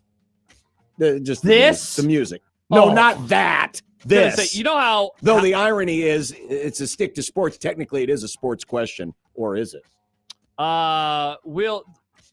where would they go? All of the cities are big and scary for people. So where will they go? Yeah, people hate cities now. Omaha's not. No, there are could play- people they in could- Nebraska who said Yeah, Omaha's John, scary. they talk They to could play it people. at Caniglia. Talk to people in Norfolk and see how they feel about Talk to Omaha. people in Lincoln and they're afraid of people. Well, okay, Norfolk. That's a bad example. They're Talk to people always- in Lincoln. They think they're Omaha's more scary. paranoid than the Big Ten right now up in Norfolk. No, the answer for the record, I think is no, because it's way too difficult to move stuff around. Well, I'm not and- excited for all of the discussion around the World Cup and then the Olympics a few years after that. I mean, is this going to suck. This is just the latest. I don't even know what word to use. The latest mini rant du jour, and it'll be in and out and forgotten in a few days. Well, we'll see. Because it'll move somewhere else or to something else. You think it will? You think the World Cup will move? No. Oh, I'm you're saying talking about the latest culture wars. I'm saying yes. I'm saying that. Okay. I'm saying that. Hey, Nebraska just took the lead. Everything is fine. Scott Frost, you know what? He sucked tonight, No, but what they're are you going to get a talking win. about? They marked him down. Terrible refereeing, as always. Never again will somebody say Scott Frost can't win close games. That's true. They probably Jinx. won't. It would be kind of funny if they had to move it at the last minute, and they did move it to Caniglia Field. That would fun. be, I think I might be able to get, well, not tickets. I get a media pass, though. Glenn, I want a media pass. Thank you. And finally, You think Glenn would be put in charge of the World Cup if it were moved Well, to- either that or Rob Anderson. I just want a media pass. That's all I care about. Just want a media pass. You can have mine Thank you, John. because I'll being a diehard soccer fan, I'll get it more. I'll get one before you. Oh, interesting. Yeah, you'll just have to, go in disguise and use my face, to. Get Oh man, I'll have to be ugly. Then you'll be good looking for the Hey, first you're time an in your ugly life. guy. Is that? Oh, it's John. Hey, John. Good to see you. Looking good, man. Well, we're going to finish on a really high note, a super positive note that makes me very stoked. Oh. The college baseball season is almost... Oh, crap. I misread that. Oh, thank God. I was afraid. The college basketball season is almost here. That doesn't make me stoked at all. Same, honestly. John's putting the finishing touches on his charts now, and we have an AP top 25. Woo! Purdue is at the top, and Creighton came out at number 23. Are you surprised? Am I surprised? No, but it'll be funny again when the Big Ten again fails to win a national Wow, championship. see, God, your hate of the Big Ten is just a lot. What? I'm just. Are you implying the Big Ten is trash, garbage, hot, steaming pile of poop at basketball? They famously haven't won a national title since 2000. People forget. No, I'm not really surprised. That's usually, how these things go. By the way, UConn, St. John's, 4-5. Let's see, Michigan 7. Just looking at other conference teams. UCLA 12. I'm still getting used to saying that they're in the same conference. Iowa State, who will be Creighton's opponent in the scrimmage this week, 16th. Illinois 17th. Kansas down to 19th. Wow. Gonzaga, future Creighton opponent, 21st. Michigan State, 22nd. I've been saying it all offseason. I do not understand the Creighton placement in rankings, in power rankings, in top 25. It never makes sense. They are way too low. They are way too low. Oh, or you're. Oh, I see. You're taking Big Ten paranoia and now moving it over to Creighton basketball. No, that's literally all the Big East people. You guys are all freaks. Creighton is good, and it always feels like they're being disrespected. It was a 30 for 30. Anyway, Creighton's way too low. And I'm not even trolling. I'm not even making a joke. They are way too low. Creighton is good. Creighton will challenge for the Final Four. Josh put that on the list. Will not want to read Twitter because basketball season is a cesspool on Twitter. Why is it a cesspool? Because it is. Creighton, UConn. What makes it a cesspool? Because there's arguing and it's just all responding. Oh, Nebraska's bad. No, Creighton's bad. Oh, we beat you. Oh, Sometimes no, we it's beat in you. Russian, too. I just don't. That's fine. Well, maybe Matt Rule and the whole Penn State thing will last into like February. Gosh, yeah, coaching search, that would get us close to the new year. Then we have to learn the new guy's name. I mean, that's suddenly signing day. Wow, I mean, Matt Campbell's name. And the days are getting longer and the sun is setting later. Josh is not only making us watch the Georgia Southern game, he's now wishing Matt Rule away so we can have a coaching search. No. I am not bringing back. Who would even be the candidate? For what? Matt Campbell versus the world? Oh, be Mike McDaniel. No, it would not be Mike McDaniel, Nick. Josh just fast forwarded so we can make sure. I want to make sure we get to see the end. He wants to see the happy part when Nebraska loses. You know what? If Mike McDaniel becomes the head coach of Nebraska, I will buy Nebraska merch. Okay, so you're not going to, though. So, okay, cool. But I'm going to put it out there now. Scott writes, I was at the game sober. What a horrible experience. We're watching it sober right now. I was also at that game sober too, Scott. Hey, I was sober and I was here. My all... poor dear mother was in the hospital, so this is a bad memory. And Josh wants to bring this back. But then he got fired, and that's a happy memory. I'm not going to say I was disappointed. I knew it. But I was disappointed because I it. couldn't watch Trey Lance lose to the Bears in a monsoon. Instead, I had to do a 2-hour Scott Frost getting fired show. Again, thanks a lot. Yeah, we did do that. Back after this on 1620 The Zone.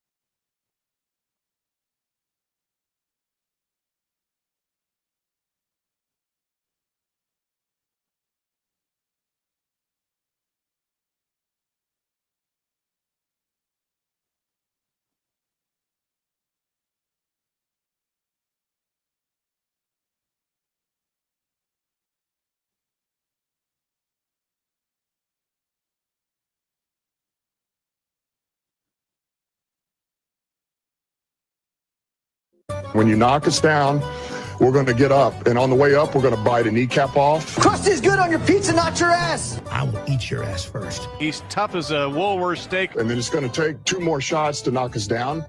All right. And on the way up, we're going to take your other kneecap. I'm ready to hang them up, gut them, and skin them, and chop them up. You know what? I'm ready. My daughters aren't starving to death. I'll eat my neighbors. And we're going to get up, and then it's going to take 3 shots to get us down. And when we do, we're going to take another hunk out of you. Cliff, what are you going to take away as your best memory from playing basketball at Boston College? Probably just like going out to eat. Last night, my wife made a delicious zuppa toscana. Zuppa toscana. Ooh. It's basically sausage and potatoes. It is. And a grilled cheese sandwich. Man, it was good. And I even had the leftover soup for lunch today. Speaking of leftovers, some form of leftover, we have some tortellini with some marinara sauce on them. We also have the enchiladas. I don't know what I'm going to do. Game time decision, but one of those two things. Nice. Last night we made steak and potatoes. They were delicious. Don't know about tonight. So we're watching the end of the Nebraska-Georgia Southern game right now, and we're realizing we could just do this every day, just throw random games on in the studio because we have YouTube. I had a weird idea recently that I should try to go back on YouTube and find the oldest NFL game and try to go season by season and watch as many games as possible. I have a good grasp of the history of the NFL, but I've never gone back and watched, I don't know, like 49ers Rams 1982, for example. I should go back and watch 49ers Rams 1982 and see what happened. It's like during the Formula One off season when I watch old F1 races from the 80s. I just start there. And Nick, that's exactly what I was thinking as well. I think the oldest, well, at least that I know of, the oldest full-length NFL game on YouTube that I've found on YouTube is what year would it have been?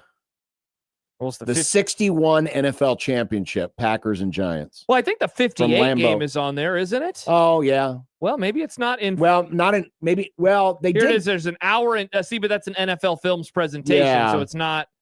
It's not the. Oh, here it is. 2 hours and 35 minutes. There it is. Wow. Whoa. Short Because game. I watched some of the Cowboys' first Super Bowl over the Dolphins recently when they won their 1st Super Bowl win. Because I was like, I wonder what it looks like, and I was like, that'd be a weird, fun bit to do. But it's just, man, it's. should we start with just Super Bowls? Look Just at go that. back to. I could do that. Yeah. Watch the Super Bowls. Let's do that because I'd like to see the Dolphins win a Super Bowl. All right, there we go. Maybe we'll do that during the show. We'll just start watching old Super Bowls. Back when they were in the daytime. Jordan's being a jerk. Josh can watch the last Super Bowl the Cowboys won. You are mean. No, You are mean. Oh, there's 44 seconds left and It Nebraska's will still leading. be 30 years this January, right? Because it was 95 season, 96 Super Bowl. Yeah, thanks, John. Appreciate you. By the way, one of our listeners, another one who's annoyed that we're talking about this. About the Matt Cowboys Rule. in the Super Bowl? Probably. That annoys me too. But about Matt Rule, the only ones who care are in the media. That's right. I'm going to mute this person and never talk to them again. That's right. That's exactly right. You need to stop it. Well, tomorrow, Mike Schaefer, I guess we can't talk about it, so we're going to have to think of something else to talk about with Schaefer. All right. Mitch Holtis, Dumb Debates. We'll see you then.